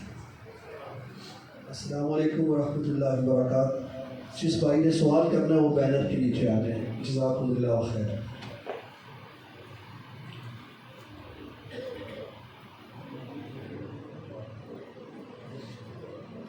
سارے پڑھے لکھے میں سوال کوئی نہیں کرنا چاہتا، سارے ہر کچھ جان لیں، اگر مصطفیٰ بھائی کی کوئی چیز نہیں پتا تو بینر میں نیچے آ جاؤ، جزاک اللہ خیر۔ بھائیوں، ہمارے زندگی کے اندر بے شمار معاملات ہوتے ہیں، عقیدے کے متعلق ڈاکٹر صاحب نے بیان کیا ہے، دیگر کچھ چیزیں ہیں ہمیں نبی صلی اللہ علیہ وسلم کی سنت کے حوالے سے سمجھنا بھی چاہیے، جاننا بھی چاہیے، سوال بھی کرنے چاہیے۔ قاری صاحب آپ کے مائک کی آواز نہیں آ رہی، آپ اپنا مائک درست کریں۔ یہ چھوٹے اسپیکر لگے ہوئے مسجد والے، تو بھائی جو سوال کرنا چاہتے ہیں اگر مائک پہ تشریف لائیں، سوال کریں آپ کھول کے، چل آپ کو قرآن و سنت کی روشنی میں انشاءاللہ جواب دیا جائے گا۔ السلام علیکم جی، میرا نام عمیر ہے جی۔ میرا یہ سوال ہے کہ جو شخص حرام پیسہ کما رہا ہے، اس پیسے جو کسی کی مدد کرتا ہے، کسی کو صدقہ جاری کرتا ہے، اس کے لیے وہ منافع ہوگا یا نہیں مجھے کس کو؟ دیکھیں جی، نبی اکرم صلی اللہ علیہ وسلم کا فرمان ہے ان اللہ تعالیٰ طیب، اللہ پاک ہے، لا یقبل الا طیبا، اللہ ناپاک چیز کو قبول نہیں کرتا۔ حرام اگر وہ کما رہا ہے، اگر وہ صدقہ کرے گا، خیرات کرے گا، تو اس کو اس کا کوئی اجر نہیں ملتا، کیونکہ اس کا کمانا ہی حرام ہے۔ اس لیے بہتر ہے کہ وہ حلال سے تھوڑا صدقہ کر لے، یہ اس کے کروڑوں حرام سے بہتر ہے۔ باقی رہ گیا مسئلہ کہ کئی لوگ ہم سے سوال کرتے ہیں جی میں ٹیچر ہوں، ہماری گورنمنٹ کی تنخواہ وہ بینکوں میں آتی ہے، ان کے لیے لازم ہے کہ آپ سیونگ اکاؤنٹ کھلوائیں، تو وہ جو پیسہ آ جاتا ہے اگر سود کا ہوتا ہے، یہاں ایک سسٹم ہے لگتا ہے، تو اس کا کیا کریں بھائی؟ اگر وہ پیسہ مجبوراً آپ کے پاس آ گیا، آپ کا حق صرف آپ کے حلال مال پر ہے جو آپ کا ہے، جو اس نے کوئی سود نے شامل کیا ہوا ہے وہ بغیر ثواب کی نیت سے آپ کو رفائی کام نالی گلی بنوا دیں، یہ ٹھیک ہے، لیکن اجر نہیں ملے گا اس کا۔ جزاک اللہ۔ میرا ایک اور سوال ہے کہ کوئی اللہ کا ولی ہے، دنیا سے چلا گیا ہے، اس کی قبر پر شرک ہو رہا ہے، تو جو اللہ کا ولی ہے اس کے ساتھ قیامت کے دن اور قبر کے اندر کیا معاملہ ہوگا؟ دیکھیں جی، حدیث بالکل واضح ہے کہ رونے پیٹنے والی جو اولاد یا لوگ ہوتے ہیں، اس کی وجہ سے میت کو عذاب دیا جاتا ہے۔ تو محدثین نے یہ لکھا کہ اس سے وہ میت مراد ہے کہ جو خود اس کام کو پسند کرتی تھی۔ اب ایک بندہ ہے کہ وہ بیچارہ خود ساری زندگی بدعات اور ان فضولیات سے اپنے بچوں کو، خاندان والوں کو روکتا رہا، لیکن اس کے مرنے کے بعد انہوں نے اس کی خواہش کے خلاف، اللہ اس کے رسول کی سنت کی مخالفت اور دین کی مخالفت کرتے ہوئے اس نے لوگوں نے یہ کام کیا، تو بھائی اس پر پھر عذاب نہیں ہوگا۔ تو یہی اصول ہر انسان کے لیے ہے کہ جو انسان ان چیزوں سے خود بچتا تھا، روکتا تھا، پھر اس پر کوئی معاملہ نہیں، اور اگر کوئی بندہ خود یہ پسند کرتا تھا ایسے اعمال اور پیچھے لوگ بھی کرتے ہیں تو پھر اس کو عذاب ہوگا، حدیث واضح ہے۔ السلام علیکم ورحمۃ اللہ۔ میرا سوال یہ ہے کہ ایک عورت اس کو طلاق ہوئی ہے اور طلاق کی جو عدت ہے وہ 3 مہینے یا اس کے قریب بتائی گئی ہے، لیکن آج کل جدید دور ہے، میڈیکل کے ذریعے سے اگر وہ پیریڈز 1 مہینے کے اندر یا اس مدت سے پہلے پورے ہو جاتے ہیں تو کیا اس طرح سے وہ عدت اس کی شرعی ہوگی یا نہیں ہوگی؟ دیکھیں جی، عورت کی عدت 3 حیض ہے۔ ایک عورت کو طلاق ہوئی، اس کے دوسرے دن یا اسی دن اس کو حیض آ گیا، تو تیسرے حیض تک وہ عدت پوری ہو جائے گی۔ اب رہ گیا مسئلہ کہ آرٹیفیشل طریقے سے حیض کو لانا، تو اس میں ایک اصول یاد رکھ لیں، آرٹیفیشل طریقے سے ایک دفعہ آپ حیض کو جلدی لا سکتے ہیں، صرف ایک دفعہ، یا اسے ڈیلے بھی جو لوگ کرتے ہیں، حج پر بعض علماء نے بھی اجازت دی ہے، حالانکہ ہم یہ سمجھتے ہیں کہ اس سے شدید قسم کا ہارمونل امبیلنس بنتا ہے اور اکثر عورتیں ساری زندگی بیمار رہتی ہیں، یہ کام نہیں کرنا چاہیے۔ لیکن ایک دفعہ آپ نے وہ میڈیسن کھائی، آپ کو مینسٹرل سائیکل آ جائے گا، لیکن اس کے بعد جب تک نئے ایگز نہیں بنیں گے وہ آ ہی نہیں سکتا، تو اس لیے اس کو کچھ نہ کچھ مدت تو پوری کرنی پڑے گی میڈیکلی۔ اگر وہ یہ سمجھے کہ ہم نے کوئی میڈیسن دے کے اس کو بلیڈنگ کروا دی ہے اور وہ خون ہی آ رہا ہے اور وہ حیض کا خون نہیں ہے، اس سے وہ عدت پوری نہیں ہوتی، اس کو حیض ہونا چاہیے، اور 3 حیض کا وہ عدت ہے۔ ہمارے ہاں تو ہمارے قانون میں تو 90 دن لکھے ہوئے ہیں، یہ عدالتوں کا نظام ہے 3 حیض، وہ 90 دن سے ویسے کم ہی بنتے ہیں، لیکن اگر طلاق والے دن ہی اسے حیض آ گیا تو پہلا تو شمار ہو جائے گا۔ تو اس میں یہ ہے کہ ایک دفعہ بلایا جا سکتا ہے، دوسری دفعہ وہ ممکن نہیں۔ السلام علیکم ورحمۃ اللہ۔ ڈاکٹر صاحب میرا یہ سوال ہے کہ حقیقہ تو ہمیں پتہ ہے کہ 7ویں دن سنت ہے، بیٹے کی 2 جانیں اور بیٹی کی 1 ہے، مگر اس میں کیا بڑا جانور بھی کاٹ سکتے ہیں، اونٹ ہو یا گائے ہو یا اس طرح کا؟ دیکھیں جی، عقیقہ یہ سنت ہے، رسول اللہ صلی اللہ علیہ وسلم نے فرمایا غلام مرتہن بعقیقہ، بچہ اپنے عقیقے کے ساتھ گر بھی ہے، ٹھیک ہے جی، عقیقہ کرنا چاہیے 7ویں دن، بچہ ہو تو 2 چھوٹے جانور، بچی ہو تو 1 جانور۔ اچھا اس جانور میں قربانی والی شرائط نہیں ہے کہ دم نہ ہو، نہیں، یہ چھوٹا بھی ہو سکتا ہے، کھیرا بھی ہو سکتا ہے، 2 بکریاں چھوٹی سی کر لیں تو عقیقہ ہو جائے گا۔ رہ گیا مسئلہ بڑا جانور، بڑے جانور میں، گائے میں، بھینس میں، اونٹ میں عقیقہ نہیں کیا جا سکتا، عقیقہ نہیں کیا جا سکتا۔ اگر کسی نے کرنا بھی ہے تو 2 اونٹ ذبح کرے گا۔ بعض مورخین محدثین نے لکھا کہ پھر 2 جانے ہی ہیں، لیکن سنت کی مخالفت ہوگی۔ ام المؤمنین عائشہ رضی اللہ تعالی عنہ کے بھائی کے گھر بہت عرصے کے بعد، مستدرک حاکم میں یہ روایت ہے، حسن سند ہے، بہت عرصے کے بعد بیٹا پیدا ہوا تو لوگوں نے کہا کہ جی آپ کے بھائی کے ہاں بڑے عرصے کے بعد بیٹا پیدا ہوا ہے، آپ کو چاہیے اس کے عقیقے پر اونٹ ذبح کریں۔ تو ام المؤمنین عائشہ رضی اللہ تعالی عنہ نے فرمایا استغفر اللہ، استغفر اللہ، میں وہ کام کیوں کروں گی جو اللہ کے نبی کی سنت سے کی مخالفت ہے۔ تو آپ نے نہیں کیا، 2 چھوٹے جانور ذبح کرنے ہیں، وہ چھوٹے لے لیں آپ، 6 مہینے کے بکرے لے لیں، کوئی مسئلہ نہیں، لیکن عقیقہ کریں۔ یہ عقیقہ جان بوجھ کر ڈیلے نہیں کرنا چاہیے۔ عقیقہ جب کر لیتے ہیں آپ کا بچہ گروی نہیں رہتا، اور پھر بہت ساری مصیبتیں پریشانیاں ان سے بندہ بچ جاتا ہے، اولاد بچ جاتی ہے۔ السلام علیکم ورحمۃ اللہ۔ اگر ایک عورت اس کو 3 طلاقیں ہو گئی ہیں تو وہ اس کے بعد کیا کرے گی؟ کیا اسی خامد کے ساتھ دوبارہ نکاح کر سکتی ہے؟ اور اس میں ایک سوال یہ ہے کہ طلاق دینے کا شرعی طریقہ کیا ہے؟ دیکھیں جی، ایک عورت کو 3 طلاقیں ہو چکی ہیں الگ الگ موقع پر، اور اس میں بھی پوری تفصیل ہے۔ ایک تو یہ کسی بندے نے ایک ہی مجلس میں، جیسے ہمارے یہاں جاتا ہوں طلاق طلاق طلاق، یا وکیل کے پاس جاتے ہیں لوگ اکٹھی 3 طلاقیں لکھ دی، تو اصولاً دیکھا جائے تو یہ ایک ہی طلاق ہے۔ ایک مجلس میں اس نے 3 طلاقیں دی تو یہ ایک ہے۔ حضرت رکانہ رضی اللہ تعالیٰ عنہ نے آپ صلی اللہ علیہ وسلم کے سامنے بیان کیا کہ میں نے اپنی بیوی کو ایک ہی مجلس میں 3 طلاقیں دے دی ہیں، تو فرمایا یہ ایک ہے، چاہو تو رجوع کر لو۔ تو اگر تو اس نے الگ الگ موقع پر 3 طلاقیں دی ہیں تو پھر اب اس کی طلاق مکمل ہو چکی ہے، اب وہ رجوع نہیں کر سکتا۔ اب عورت اپنی عدت پوری کرے گی، اگر حاملہ ہے تو بچہ پیدا ہو، اگر حاملہ نہیں ہے تو 3 مہینے وہ عدت پوری کرے، اور اس کے بعد وہ اگلا نکاح کرے گی حتیٰ تنکح زوجا غیرہ، لیکن اس سے مراد حلالہ نہیں ہے، وہ اوریجنل نکاح ہے کہ وہ رہنے کے لیے اس کے گھر والے اس کی شادی کریں، وہ اگلا بندہ اپنی مرضی سے 2 4 10 سال بعد اسے چھوڑے یا وہ فوت ہو جائے تو پھر وہ عدت گزار کے پہلے خاوند کے پاس واپس آ سکتی ہے، ورنہ نہیں۔ یہ جو حلالے کا کنسیپٹ بنا ہوا ہے نا ہمارے معاشرے میں کہ جناب عدت پوری کی اور کسی بندے کے ساتھ 1 رات کے لیے نکاح کر لیا، حرام ہے۔ رسول اللہ صلی اللہ علیہ وسلم نے فرمایا حلالہ کرنے اور کروانے والے دونوں پر اللہ کی لعنت ہو، اور حلالہ کرنے والے کو کرائے کا سنڈا قرار دیا، کرائے کا سانڈ ہے، یہ حرام عمل ہے، زنا ہے، ایسا کام نہیں کرنا۔ اوریجنل نکاح کرے گی وہ، اور وہ بندہ پھر اپنی مرضی سے اسے چھوڑ دے یا فوت ہو جائے تو پھر وہ پہلے خاوند کے پاس واپس آ سکتی ہے، ورنہ نہیں۔ طلاق دینے کا مصنوع طریقہ میرے بھائیوں بزرگوں سمجھ لیں، نکاح کرتے ہیں نا تو طلاق دینے کا اگر ہمیں سنت طریقہ علم ہو 90% طلاقیں ہوں گی، پکی بات ہے۔ کیوں؟ پہلی بات، حمل کی حالت میں طلاق دینا جائز نہیں، ہو جاتی ہے لیکن ناپسند ہے۔ حیض کی حالت میں طلاق دینا جائز نہیں، ہو جاتی ہے، گناہ کا کام ہے۔ اسی طرح طہر کی حالت میں طلاق دینی چاہیے۔ طہر کیا ہے؟ عورت نے حیض کا غسل کیا ہو، حاملہ نہ ہو، اس کے بعد بندے نے اس کے ساتھ ازدواجی تعلق قائم نہیں کیا، پھر وہ کہے جا تجھے 1 طلاق۔ طہر کا ویٹ کرے گا، دماغ سیدھا ہو جائے گا۔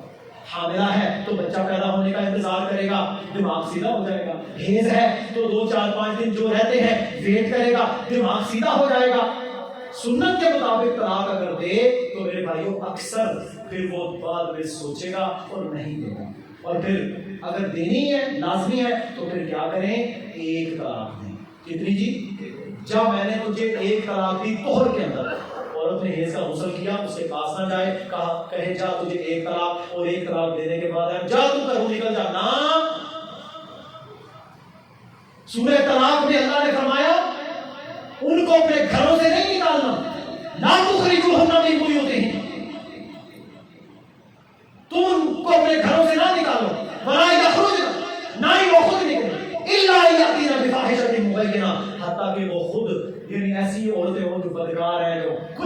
کرنے والی ہیں ان کو نکال سکتے ہو، ورنہ جس عورت کو تم نے ایک طلاق دی ہے نہ تم اسے ایک طلاق دینے کے بعد اپنے گھر سے نکالو گے نہ وہ نکلے، اللہ کا حکم ہے۔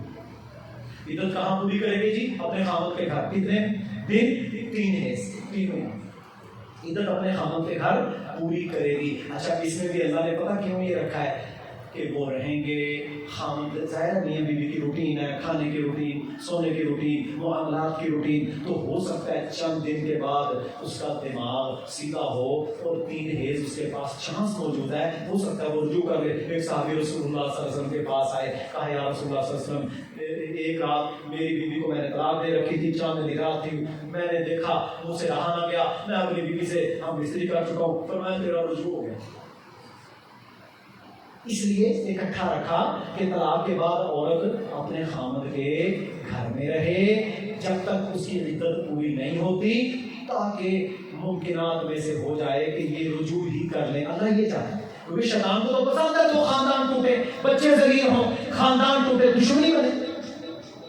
اور دوسرا کام کبھی بھی یہ نہیں کرنا کہ ایک مہینے طلاق دی، اگلے مہینے پھر طلاق دینی ہے، تیسرے دفعہ پھر دینا، ایک طلاق دو، خاموش ہو جاؤ، وہ خود بخود اگر تم رجوع نہیں کرو گے 3 مہینے کے بعد یا 3 حیض کے بعد نافذ ہو جائے گی۔ اب عورت آزاد ہے، اس کے گھر والے چاہیں تو اس کا نکاح کر سکتے ہیں، لیکن آپ کے لیے ایک راستہ کھلا ہے کہ اگر 2-4 سال کے بعد دماغ ٹھکانے آیا عورت کا، مرد کا دوبارہ پیچ اپ کا چانس بنے تو پھر وہ دونوں نکاح جدید کر سکتے ہیں اگر 1 یا 2 طلاقیں دی ہیں، اور اگر اس نے تینوں دے دی ہیں 1 مہینے کا وقفہ ڈال کے، پھر واپسی کا راستہ نہیں ہوگا۔ دیکھو شریعت نے کتنا سوکھا رکھا ہے کام۔ یہ تو مولوی ہے، زنا، حلالہ، بختاریاں ان کو عام کرنے والے، سنت کے مطابق اگر یہ عمل ہو تو الحمدللہ مسلمانوں میں اکثر طلاقیں معینہ یا رجوع ہوتی ہیں۔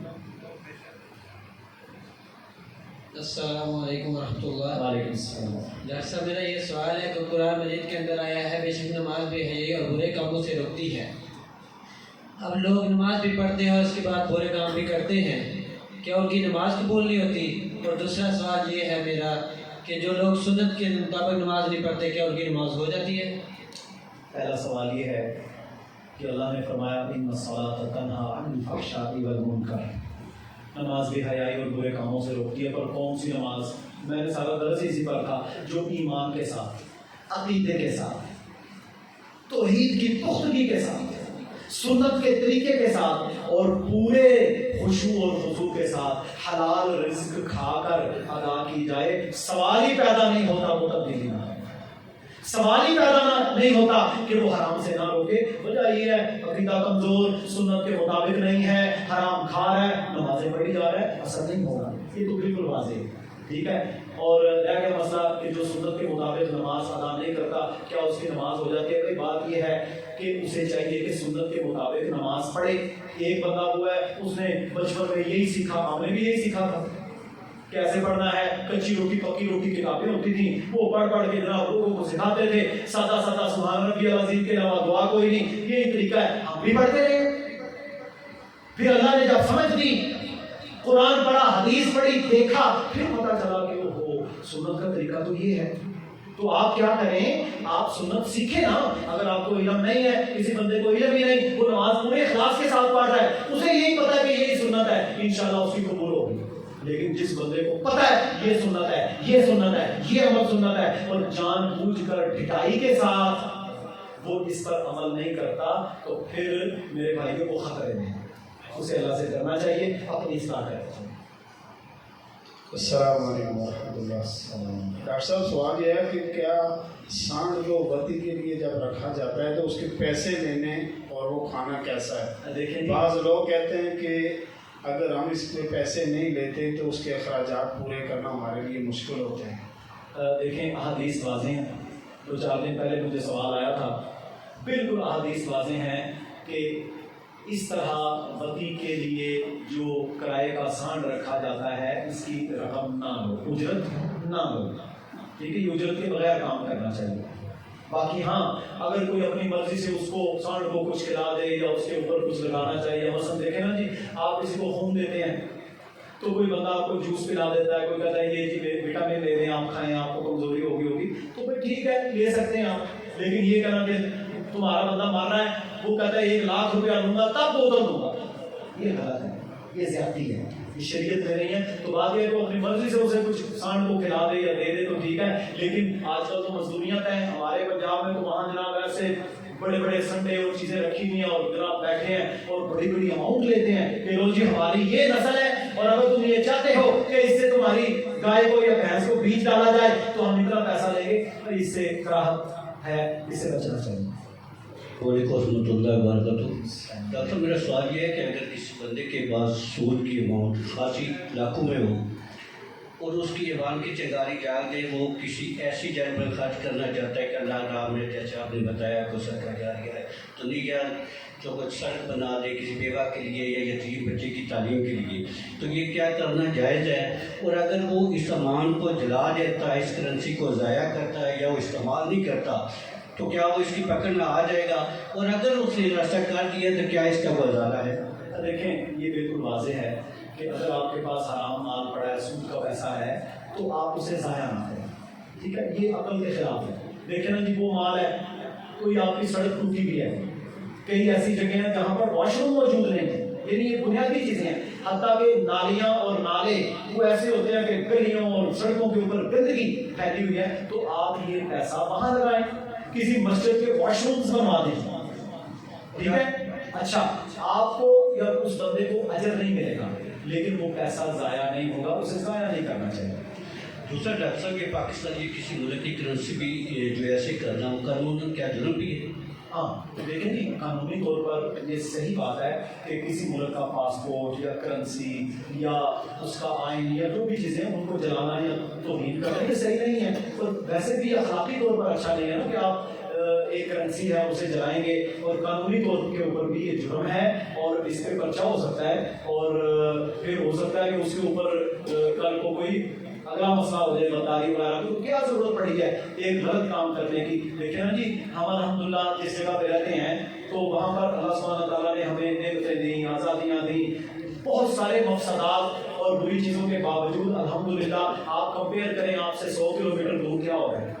दूसरा सवाल थोड़ा सा लंबा हो रहा है, लेकिन मेरी इसी की थोड़ी वजह कहते हुए कि एक पास एक बंदे के लाखों की अमाउंट मौजूद है सूद की शर्त में, वो इस्तेमाल नहीं करना चाहता, एक बंदा जकड़ा हुआ है सूद में, बैंक में, वो चाहता है कि मैं तौबा करता हूँ, इस्तग़फ़ार करता हूँ, आप ये पैसा उधर जमा करा दें, मोरे इसकी जान चलाएं, तो क्या उसकी बात में वो पैसा जा सकता है? देखें जी, वो हराम माल है और बैंक वाले या जिसने भी सूद लिया वो भी हराम ही लेगा, जी जी, ठीक है, तो वो पैसा उधर दे के उसकी जान छुड़ाए, लेकिन एक चीज मेक श्योर करे, उससे कंफर्म करे कि तू अल्लाह से तौबा कर। बिल्कुल नियत इरादा मकसद तो ये होना चाहिए ना। हमने तो कई लोगों को जिन्होंने तौबा की हलाल माल के अंदर से पैसे देके जान छुड़ाई, लेकिन उसकी उनकी जमीनें जरी तरक्याती बैंक नहीं होता, ये लानत बैंक होते हैं कि जो लोगों की अच्छी खासी जमीनों को बर्बाद कर देते हैं। तो बात यह है कि किया जाता है, जा सकता खर्च, मगर उससे तौबा करवाएं और उसे कहें कि आइंदा तुमने ये वादा करना है अपने रब से कि मैं सूद के मामले में नहीं करूँगा। दूसरा अगर ये खासी अमाउंट अगर किसी वफात या ग्रुप से ज़ाया होगी तो क्या उन्हें भी तौबा करके अल्लाह पाक से रुजू करना? देखें जी, वो अगर ज़ाया उसने कर दिया है तो क्योंकि हराम माल था, गंदा माल था, उसे इल्म नहीं था, तो उसे इस्तग़फ़ार तो वैसे ही करना चाहिए, लेकिन शरीयत तौर के ऊपर ही उसने कोई कुफ्र नहीं किया, लेकिन बहरहाल इसको जलाना या किसी भी चीज़ को ज़ाया करने से गुरेज करना चाहिए। डॉक्टर साहब, एक सवाल ये है कि मौजूदा जो डिजिटल करेंसीज हैं, क्रिप्टो करेंसी वगैरह, तो इसकी ट्रेडिंग बहुत ज़्यादा आजकल आम है, तो क्या ये जायज़ है? तो देखें जी, क्रिप्टो करेंसी बुनियादी तौर के ऊपर ये जितनी भी करेंसीज हैं ना, चाहे पेपर करेंसी हो, क्रिप्टो करेंसी हो, ये सारी करेंसीज बुनियादी तौर के ऊपर हैं शक सवाल के साथ। सहाबा के दौर में हुकूमत की तरफ से गवर्नर लोगों को ना गंदम या जौ या अनाज या खजूर की एक रसीद दिया करते थे कि लो जी, इस बंदे के लिए 50 किलो गंदम अलाट की जाती है, उस पर मोहर सबत होती थी गवर्नर की, कोई इतनी सी पर्ची मिल जाती थी। अच्छा, क्या हुआ, ये सहाबा का आखिरी दौर है, हदीस में लिखा कि लोगों ने ना वो जो पर्ची मिलती थी ना, ज़ाहिर वो गारंटी हुकूमत की होती थी कि 40 किलो गंदम के लेवल की या जो है, तो उस पर्ची को बेचना शुरू कर दिया लोगों ने कि भाई ये मेरे पास पर्ची है, 40 किलो गंदम तुम जाके वहाँ से ले लेना, मुझे कपड़ा दे देना।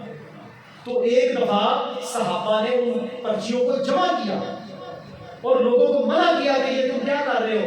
اصل کرنسی بھائی درہم اور دینار ہی ہے. اب دیکھیں نا ایک درہم یا ایک دینار کے اللہ کے نبی صلی اللہ علیہ وسلم کے دور میں بکری آتی تھی, آج بھی تقریباً وہی آتی ہے.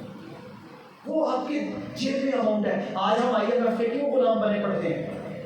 پیسہ وہ دیتے ہیں, ہم دیگر ہی ہو گئے. 100 کا ڈالر تھا, آج 350 پہ بیٹھا. یہ طریقے ہیں ان کے. تو یہ بالکل میرے بھائیو سٹے بازی کے معاملات ہیں. تو صحابہ نے وہ رسیدیں چھینی لوگوں سے کہ یہ تو اس کو مس یوز کرنا شروع کر دیا ہے انہوں نے. تو اس کا طریقہ یہ ہے کہ کرپٹو کرنسی یا پیپر کرنسی یہ سارے ہی شرعی کرنسیز نہیں ہیں, لیکن اب کیونکہ پیپر کرنسی رائج ہے تو آپ اسے استعمال کرتے ہیں مجبوری کے طور پہ. جس طرح ہم نے اپنی جیبوں کے اندر, مسجد کے اندر بھی پاسپورٹ, شناختی کارڈ, تصویریں, ڈرائیونگ لائسنس رکھا ہوا ہے, نہیں رکھیں گے یا پیسے باہر رکھ کے آئیں گے ہو گئے. تو یہ مجبوری کے طور پر استعمال ہو جاتا ہے. کہ مسئلہ کرپٹو کرنسی آگے اس کے اندر میرے بھائیوں بڑے فتنے ہیں. اب اس میں کیا ہے, مائننگ پروسیس. میں نے یہ سارا پڑھا ہے, مائننگ کر رہے ہیں جو لوگ بیٹھے ہوئے ہیں, اتنی کرپٹو, اتنا تمہیں بٹ کوائن دیا ہے, بالکل غلط ہے. پھر اسی طرح جناب اس کے پیکج رکھتے ہیں. پھر کئی کرپٹو کرنسیز ہیں وہ MLM کر رہے ہیں, ملٹی لیول مارکیٹنگ. یہ بڑا خطرناک ہے, حرام عمل ہے. ملٹی لیول مارکیٹنگ کیا ہے, ایک بندہ وہ آگے 3 بندے کھڑے کریے, ٹری ڈیولپ کرنا ہے. وہ آگے بڑھتے جائیں گے, اچھا کیا ہوگا, جس نے بندے لگائے ہیں وہ بیٹھا رہے گا, باقی کھاتے رہیں گے. یہ ساری سٹے بازی ہے, سارا 2 نمبر کاروبار ہے. اس سے بچنا چاہیے اور اسے اجتناب کرنا چاہیے. اس میں غرور, دھوکہ سب کچھ شامل ہے. السلام علیکم ورحمۃ اللہ وبرکاتہ. سب ہمارے علاقے میں ویلکم. آپ کو ایک پوچھنا چاہتا تھا کہ کوئی کسی مکتب فکر کے پیچھے نماز پڑھنی جائز ہے؟ کوئی بھی ہو سکتا ہو, جو مسلمان ہے اور اللہ کی توحید میں شرک نہیں کرتا, جو مسلمان ہے اور اللہ کی توحید میں شرک نہیں کرتا, اس کے پیچھے نماز پڑھ سکتے ہیں. اور جو شرک کرتا ہے, چاہے اپنے آپ کو اہل حدیث ہی کیوں نہ کہلوائے, اس کے پیچھے بھی نماز نہیں پڑھنی.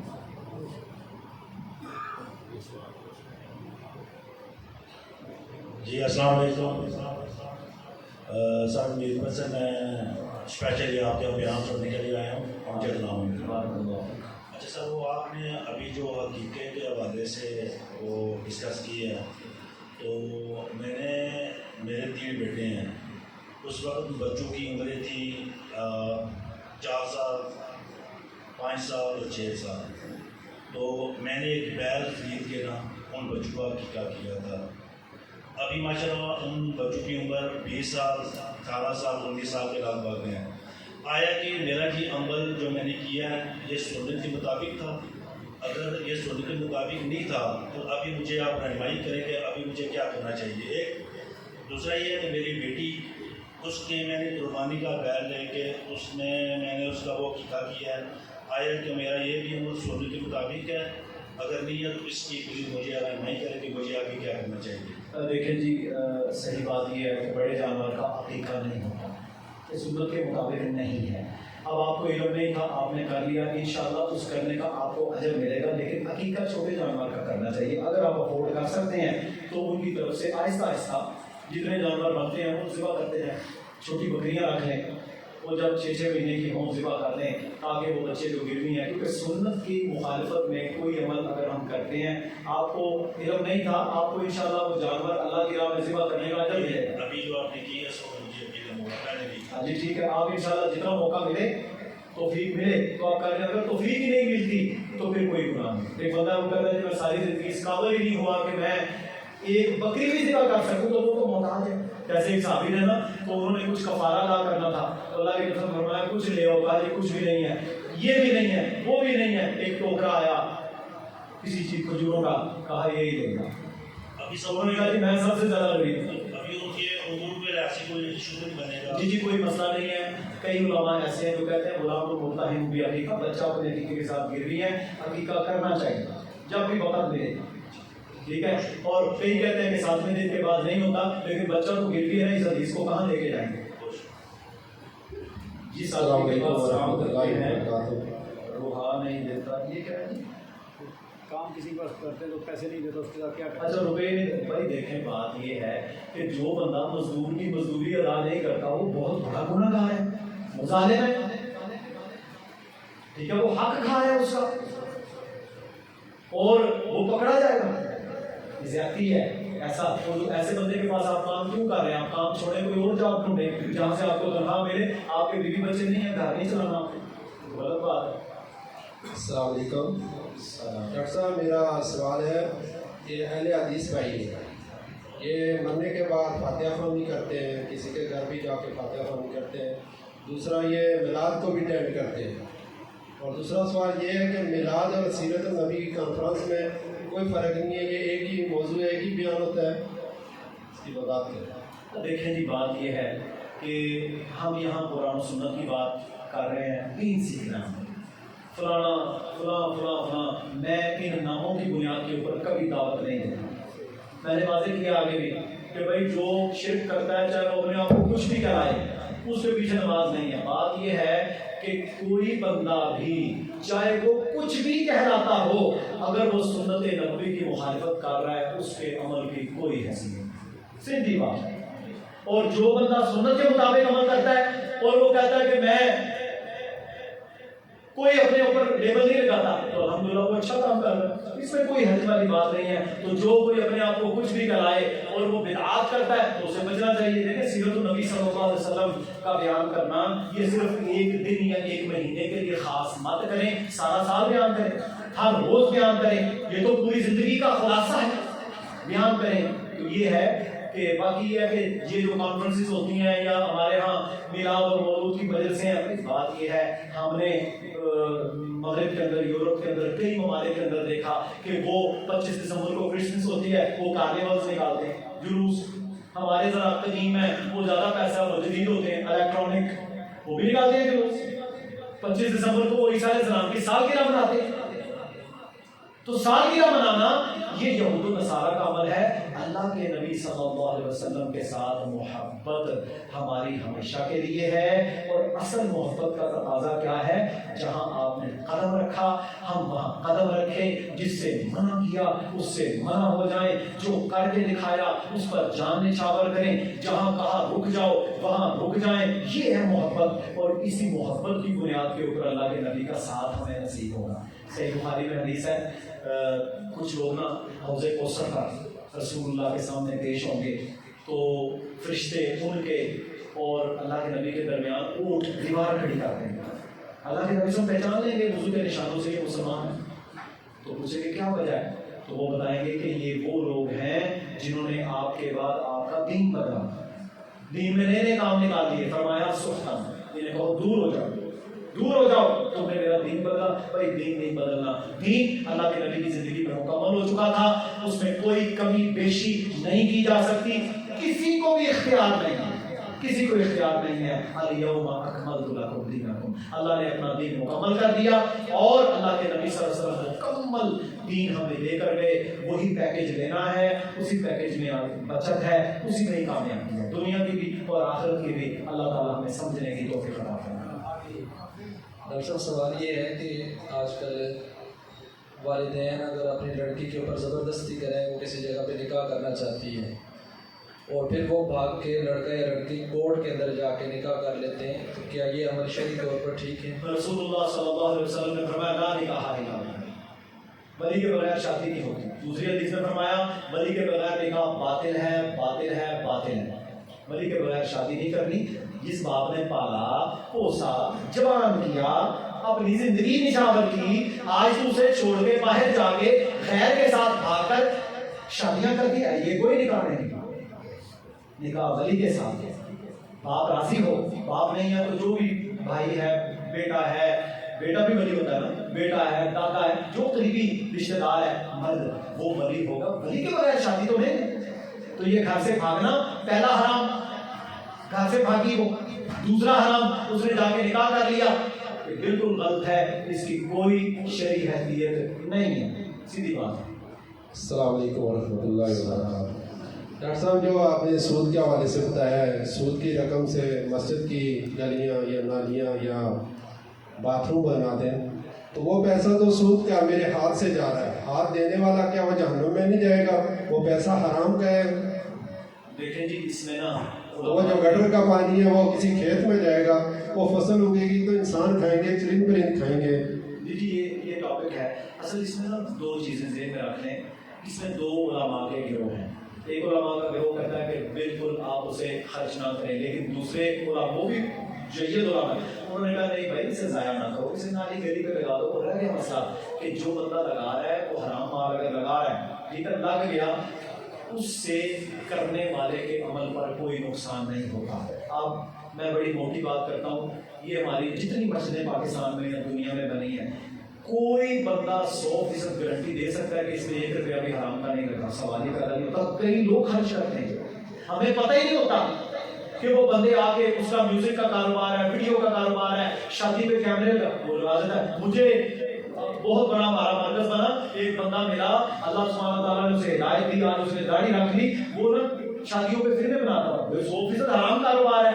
वो कहता है जब अभी मुझे वो कहता है कि मुझे अल्लाह ने आप हिदायत दी है, आपके मरकज की फलां जगह मैंने कमाई है 900 उसे उठा दी। तो बात यह है कि वो ठीक है मान गई, बाकी रह गया मसला कि यदि उसे जला दें तो ये भाई आपका एक जाती फेल है। अगर कोई जला देता है तो शरीय तौर के ऊपर उसे कोई कैद वैद नहीं है, लेकिन कानूनी तौर पर ये चीजें ज़हन में रखें। और अकल का तकाजा ये है कि पैसे को ज़ाया करने के बजाय गटर बना दें ताकि वहां पखाना जाता रहे और गिरता रहे। बाकी रह गया मसला जी वो नालियों में जाएगा, गटरों में जाएगा, तो ये ऐसा लामुतनाही मामला है। अगर इसको लें तो IMF का सारा कर्जा जो है वो सारा हम भी अपने पेटों में किसी न किसी हवाले से लेके जा रहे हैं, कोई ना कोई चीज हमारे अंदर भी जा रही है। और अल्लाह के रसूल ने फरमाया था क़यामत के करीब लोग सूद के गर्दो गुबार से बच नहीं सकेंगे। गर्दो गुबार तो भाई पड़ जाना है, तो बाकी ये है कि ज़ाहिरन टू दी पॉइंट क्लियर चीज उसके अंदर हम पढ़ने से इकरार करें। अल्लाह ताला जज़ाक खैर। अस्सलाम वालेकुम वरहमतुल्लाहि वबरकातुहू। मेरा नाम मोहम्मद उमर है। मेरा सवाल है कि हज़रत सल्लल्लाहु अलैहि वसल्लम ने रफ़ा यदैन किया है, तो इसका हमें ये बताएं कि सही हदीस क्या है और ये क्या करना जायज़ है? देखिए जी, रफ़उल यदैन दोनों हाथों को उठाना, ठीक है, ये नमाज का तरीका है। रसूलुल्लाह सल्लल्लाहु अलैहि वसल्लम की जो नमाज सहाबा ने देखी वो बयान की। अब ये पूरा एक इसके ऊपर एक अलग लेक्चर होता है, इसको आप मेरा व्हाट्सएप नंबर देना, मेरा इसके ऊपर एक पूरा लेक्चर है। यहाँ पर ना एक आसफ जिलानी साहब हैं, वो डॉक्टर जाकिर नाइक साहब को भी बड़े मुनाजरे के चैलेंज, उन्होंने एक वीडियो निकाली थी, उसका मैंने जवाब रिकॉर्ड करवाया था, वो आप सुन लीजिएगा।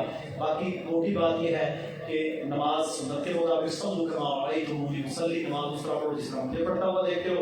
नबी सल्लल्लाहु अलैहि वसल्लम ने अब्दुल्लाह बिन उमर रज़ियल्लाहु ताला अन्हु कहते हैं मैंने देखा अल्लाह के नबी सल्लल्लाहु अलैहि वसल्लम अपने हाथों को उठाया जब नमाज शुरू की, जब रुकू में गए, रुकू से सर उठाते हुए, और 2 रकअतें पढ़ के जब तीसरी के लिए खड़े होते थे आप अपने हाथों को कंधों तक उठाते थे।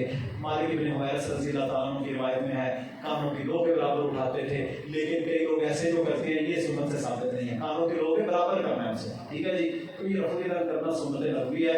अबू हुमैरा सादी रज़ियल्लाहु अन्हु 10 सहाबा के सामने कहते हैं मैं आप सबसे ज्यादा रसूलुल्लाह की नमाज जानता हूँ कैसी थी, उन्होंने भी इसी तरह नमाज अदा की। तो ये सुन्नत है। बाकी तफसील अगर चाहते हैं और इसमें जो सही फरमायात हैं तो उसकी मुकम्मल डिस्कशन मैंने उस लेक्चर में की है, और सुन लीजिए।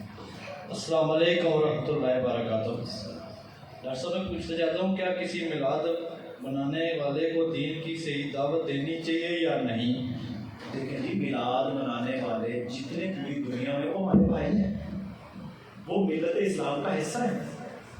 दावत इस्लाम की उन्हें देनी चाहिए, दावत सुन्नत की देनी चाहिए, और उन्हें ये दावत देनी चाहिए कि भाई तुम अगर मोहब्बत रसूल या इश्क़ रसूल का दावा करते हो तो आओ हम इसमें बराबर हैं। ताअलू इला कलिमतिन सवाइन बैनना व बैनकुम, ये कलमा तो बराबर है, हम भी मोहब्बत करते हैं आप भी करते हो, आओ हम इस्लाह करें अपनी सर से लेके पाँव तक कि कहाँ कहाँ हम प्यारे पैगंबर सल्लल्लाहु अलैहि वसल्लम की मुखालिफत कर रहे हैं। ये ना हो कि हम यहाँ तो नारे लगाते रहें, झंडियाँ लगाते रहें, कल क़यामत के दिन अल्लाह के नबी सल्लल्लाहु अलैहि वसल्लम दूर हो जा मेरी नज़र से, तूने मेरा दीन बदला था। तो ये असल उसको इस चीज़ पे लेके आए, वो हमारा भाई है, और इंशाअल्लाह ताला जब उसकी इस्लाह होगी तो हमारे लिए सदका जारिया बनेगा। और अपनी ये दावत जारी रखें और आसान तरीके से जारी रखें। کسی مسلمان کو گالی دے کے تکفیر کر کے کافر قرار دے کے دعوت نہیں پہنچائی جا سکتی. اللہ کے نبی صلی اللہ علیہ وسلم نے غیر مسلموں مشرکوں کو دعوت دی تھی تو وہ بھی دیکھ لیں کتنے آسان انداز سے دی تھی. اور یہ جو آیات نازل ہوئی نا کہ ومن احسن قولا ممن دعا الی اللہ، کہ کون ہے جس کا سب سے بہترین انداز ہے دعوت دینے کا کہ اللہ کی راہ میں بلائے. کیونکہ اللہ کے نبی صلی اللہ علیہ وسلم کن کو دعوت دیتے تھے؟ غیر مسلموں کو. جب حضرت ہارون علیہ السلام اور حضرت موسیٰ علیہ السلام فرعون کے پاس جا رہے تھے نا، فرعون کے پاس جا رہے تھے اسے تبلیغ کرنے کے لیے، تو رب العالمین نے قرآن میں لکھا ہوا ہے، حکم دیا فقولا لہ قولا لینا، جا کے نا اس سے نرمی سے بات کرنا، آسان طریقے سے دعوت دے. فرعون کو دعوت دینا. تو میرے بھائیو یہ ہمارے یہاں نا جو افراد و تفریق ہے نا دعوت دینے والوں، یہ نہیں نرمی کے ساتھ اسے سینے سے لگائیں، اسے کو یار آپ اللہ کے نبی صلی اللہ علیہ وسلم جیسا طریقہ اختیار کریں تو ہمارا بھائی ہے. یہ طریقہ ہے. ڈاکٹر صاحب ایک سوال ہے کہ ایسا بچہ جو ماں کے پیٹ میں ہی فوت ہو گیا ہے اور وہ فوت شدہ بچے کی پیدائش ہوئی ہے، تو کیا اس کی نماز جنازہ پڑھنی چاہیے یا نہیں؟ افضل یہ ہے کہ اس کی نماز جنازہ ادا کر لی جائے اگر وہ حمل 4 مہینے سے یعنی مکمل بچہ ہو چکا تھا اس سے زائد ہے تو کر دینی چاہیے اس کی نماز جنازہ ادا. دوسرا اسی اور اس میں ظاہر ہے اس نماز جنازہ میں زیادہ تر دعائیں اس کے پیرنٹس کے لیے ہوں گی. اللہم ثقل بہ موازینہما واعظم بہ اجورہما، ساری دعائیں ان کے لیے ہیں. یا اللہ انہیں اچھا نہیں بدل صبر عطا فرما، تو پڑھ دینی چاہیے. ہمارے ہمارا لوگ کہتے ہیں لفافہ لاؤ جسے پھینکنا، وہ بھائی پوری جان ہے. 4 مہینے کے بعد اگر کوئی بچہ کوئی کسی عورت کو قتل کر دینا تو اسے 2 دیتیں دینی پڑتی ہیں پورے بندے کے لیے. دوسرا اسی کے ریلیٹڈ سوال ہے کہ لوگ جنازے کے بعد یا دفنانے کے بعد اپنے ان رشتہ داروں اقربا کے ساتھ پیار محبت کی وجہ سے ان کے قبروں کو پکا بناتے ہیں پختہ، تو کیا یہ جائز ہے یا نہیں؟ نبی اکرم صلی اللہ علیہ وسلم نے فرمایا میں تمہیں منع کرتا ہوں کہ قبر پر آگ کی پکی ہوئی چیز نہ لگاؤ. اینٹیں آگ میں پکی، قبر پہ آگ کی پکی ہوئی چیز نہ لگاؤ. میں تمہیں منع کرتا ہوں کہ قبروں کو چونا گچ نہ کرو. یہ چونا گچ سے مراد ہے سیمنٹ. اس کو چونے سے وہ آج بھی دیکھ رہے ہیں انڈین دور کی جو پرانی بلڈنگز ہیں وہ چونے سے بنی ہوئی ہیں. وہ کتنی مضبوط ہے، لاہور میں بڑے بڑے شہروں میں ہر جگہ پہ ہیں. تو چونا گچ یعنی سیمنٹ کرنے سے اور آگ کی پکی ہوئی اینٹیں شیٹیں لگانے سے قبروں پہ منع کیا گیا ہے. قبروں پہ آپ کچی اینٹیں لگا سکتے ہیں جو مٹی بن جائے، کوئی حرج نہیں ہے. باقی قبروں کے اوپر آج کل پھٹے رکھتے ہیں یعنی اوپر سلیب رکھتے ہیں سیمنٹ کی، یہ بھی جائز نہیں ہے. صحابہ کہتے تھے ہمارے اور ہماری میت کے درمیان کچھ نہ رکھنا، ڈالو اللہ تعالیٰ بہتری کر دے گا. ہاں کوئی ایسی جگہ ہو کہ جہاں قبر روکی نہیں رہی، لیکن بھئی ایسے شریلی جگہ ہے، ریتلی جگہ ہے، قبر روکتی نہیں، آپ کھولتے ہیں پھر بند ہو جاتی ہے، تو وہاں مٹی کی کچی اینٹیں لگائیں گے تاکہ وہ قبر رکی رہے. یہ طریقہ ہے سنت کے مطابق. اور جب اس پر مٹی ڈالیں تو ایک گٹھ ایک بالشت آپ نے زمین سے اونچا کرنا ہے، چوکور سی بنائیں جس طرح بقی کے اندر ہے جسے جنت البقیع لوگ کہتے ہیں، اور درمیان میں تھوڑی سی کون بنا دیں. صرف قبر پر ایک پتھر رکھا جا سکتا ہے، کسی بھی رنگ کا رکھ لیں چھوٹا بڑا، کہ آپ کو نشانی رہے کہ ہم نے سفید یا کالا پر اس کے سامنے کی طرف ایک پتھر رکھ دیں، بس یہ جائز ہے. اس کے علاوہ قبروں کے اوپر لمبے چوڑے معاملات بالکل یہ غلط ہے اور اللہ کے نبی صلی اللہ علیہ وسلم نے ان چیزوں سے منع کیا. السلام علیکم ورحمۃ اللہ.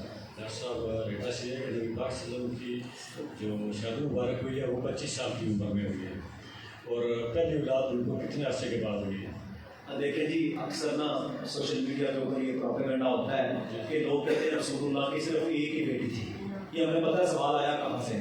تو بھائی بات یہ ہے نبی مکرم صلی اللہ علیہ وسلم کی 4 بیٹیاں تھیں. آپ صلی اللہ علیہ وسلم کی سیدہ خدیجہ رضی اللہ تعالیٰ عنہا سے 4 بیٹیاں تھیں. اور یہ بات یاد رکھ لیں ام المؤمنین عائشہ رضی اللہ تعالیٰ عنہا کا نکاح اگر 9 سال میں ہوا ہے.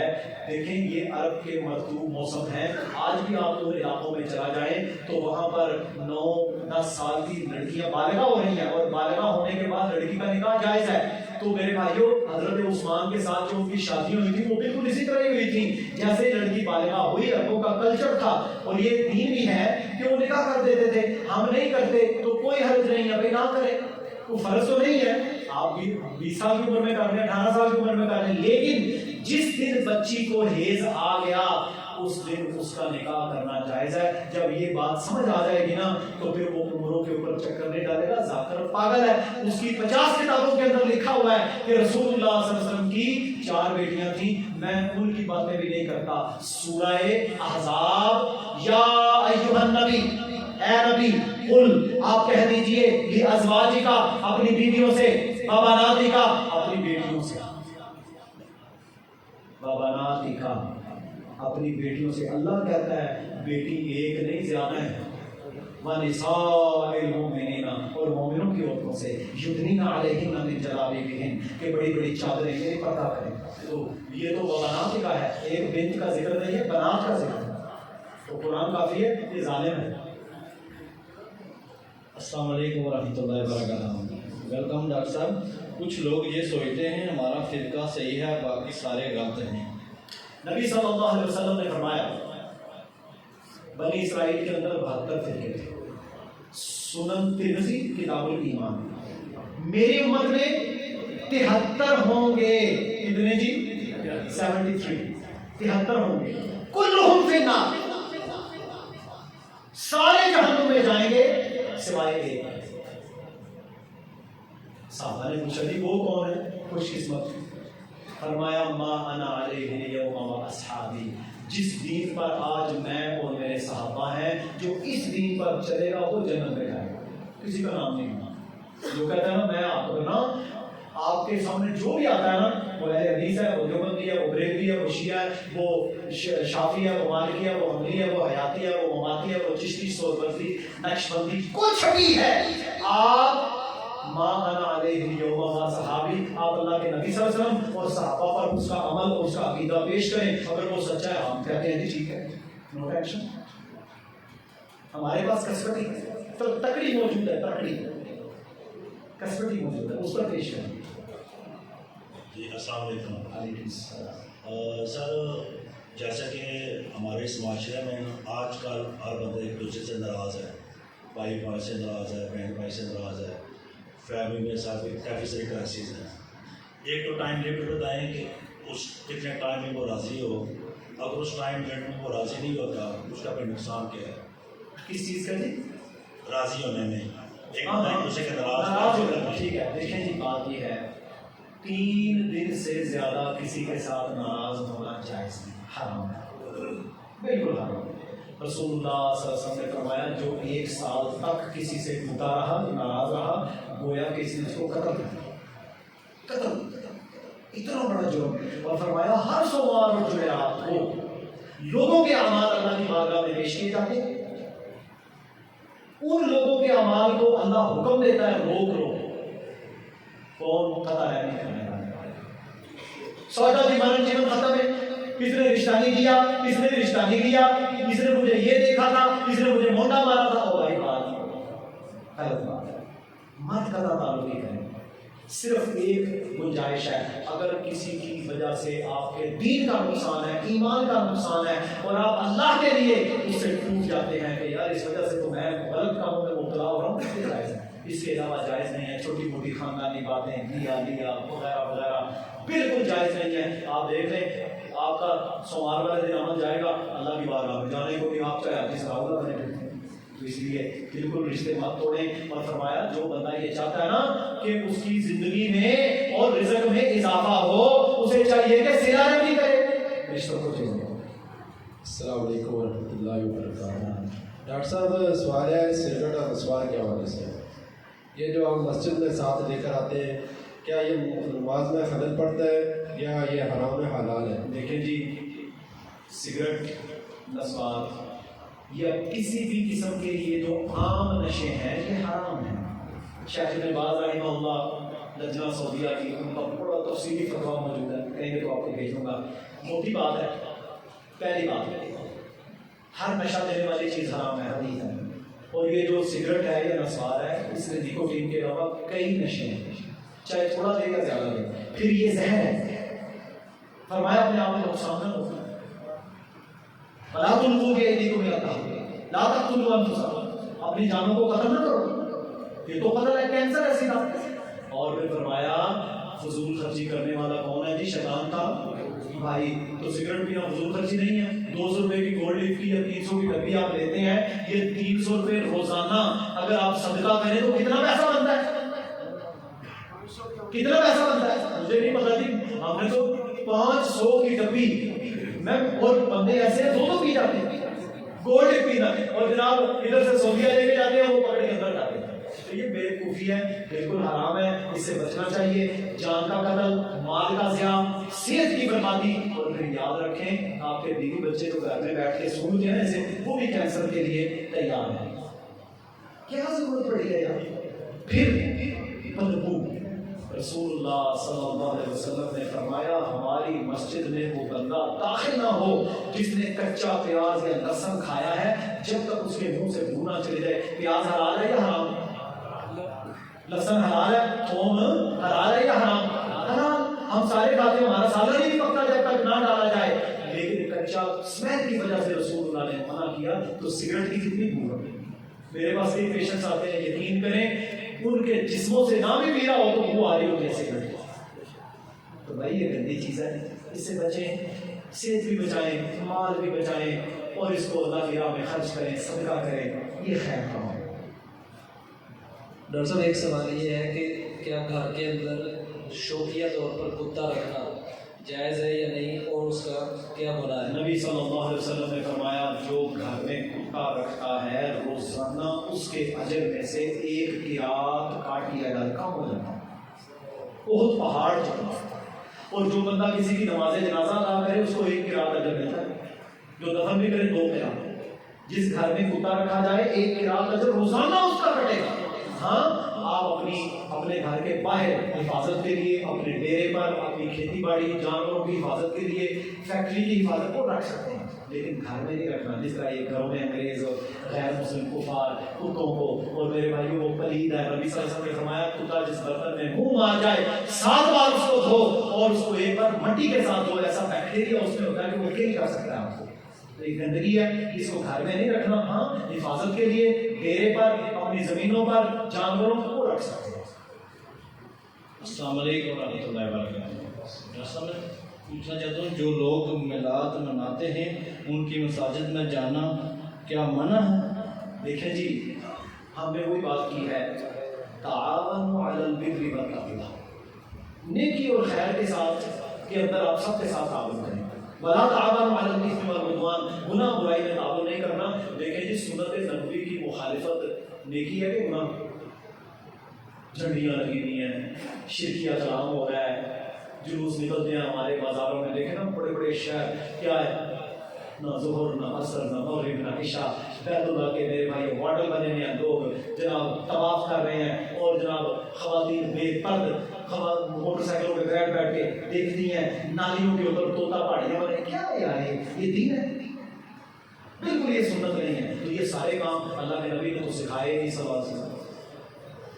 پھر بھی اگر اس ٹاپک کو اور آپ آگے بڑھائیں تو بات یہ ہے رسول اللہ صلی اللہ علیہ وسلم کی پیدائش کا دن ہے سوموار کا, اور سوموار کے دن اللہ کے نبی صلی اللہ علیہ وسلم نے روزہ رکھنے کا حکم دیا. روزہ رکھنا نہیں, سال میں 1 دن مناؤ تو موجہ کرو, دوسرے کہتے ہیں 10 دن اپنا پیٹ پھوٹ لو دوبارہ. ایسا نہیں, دین پوری زندگی پر نہیں. السلام علیکم, میرا نام عبدالرحمان علیف ہے. میرا سب سے سوال یہ تھا کہ 12 ربیع الاول کی تقریبات میں ہمیں یہ حدیث بتائی جاتی ہے کہ قیامت کے روز 72 فرقے ہوں گے اور ان میں سے ایک فرقہ جنت میں جائے گا, جبکہ قرآن میں دیکھا جائے تو اللہ تعالیٰ فرماتے ہیں کہ اللہ کی رسی کو مضبوطی سے پکڑے رہو, وہ تفرقوں میں نہ پڑے. اور جبکہ صحیح حدیث ہے کہ قیامت کے روز 72 فرقے ہوں گے جن میں سے ایک گروہ یا جماعت کی صورت میں لوگ جنت میں جائیں گے. میرا سوال یہ کہ وہ گروہ جماعت کون سی ہوگی؟ دیکھیے یہ میں پہلے بیان کر چکا ہوں.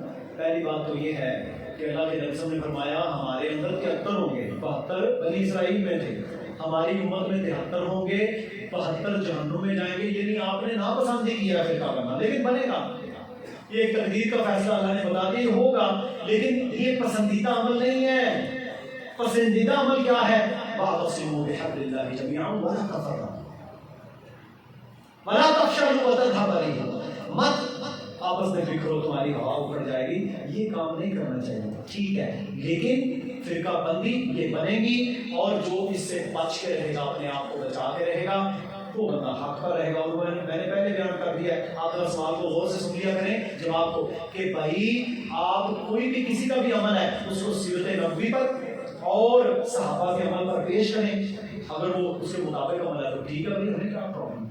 अस्सलाम वालेकुम। डॉक्टर साहब, मेरा सवाल ये है कि दाढ़ी रखना सुन्नत है, हर बंदे को पता है, मगर फिर भी लोग दाढ़ी नहीं रखते, क्या उनको बना? और दूसरा, जो कई लोग दाढ़ी रखते हैं वो काटते हैं, उसको छोटी करते हैं, कहते हैं ये भी सुन्नत है, कोई हाथ नीचे से कराते हैं, को ऊपर से, इस बारे में देखिए जी, दाढ़ी एक पूरा टॉपिक है।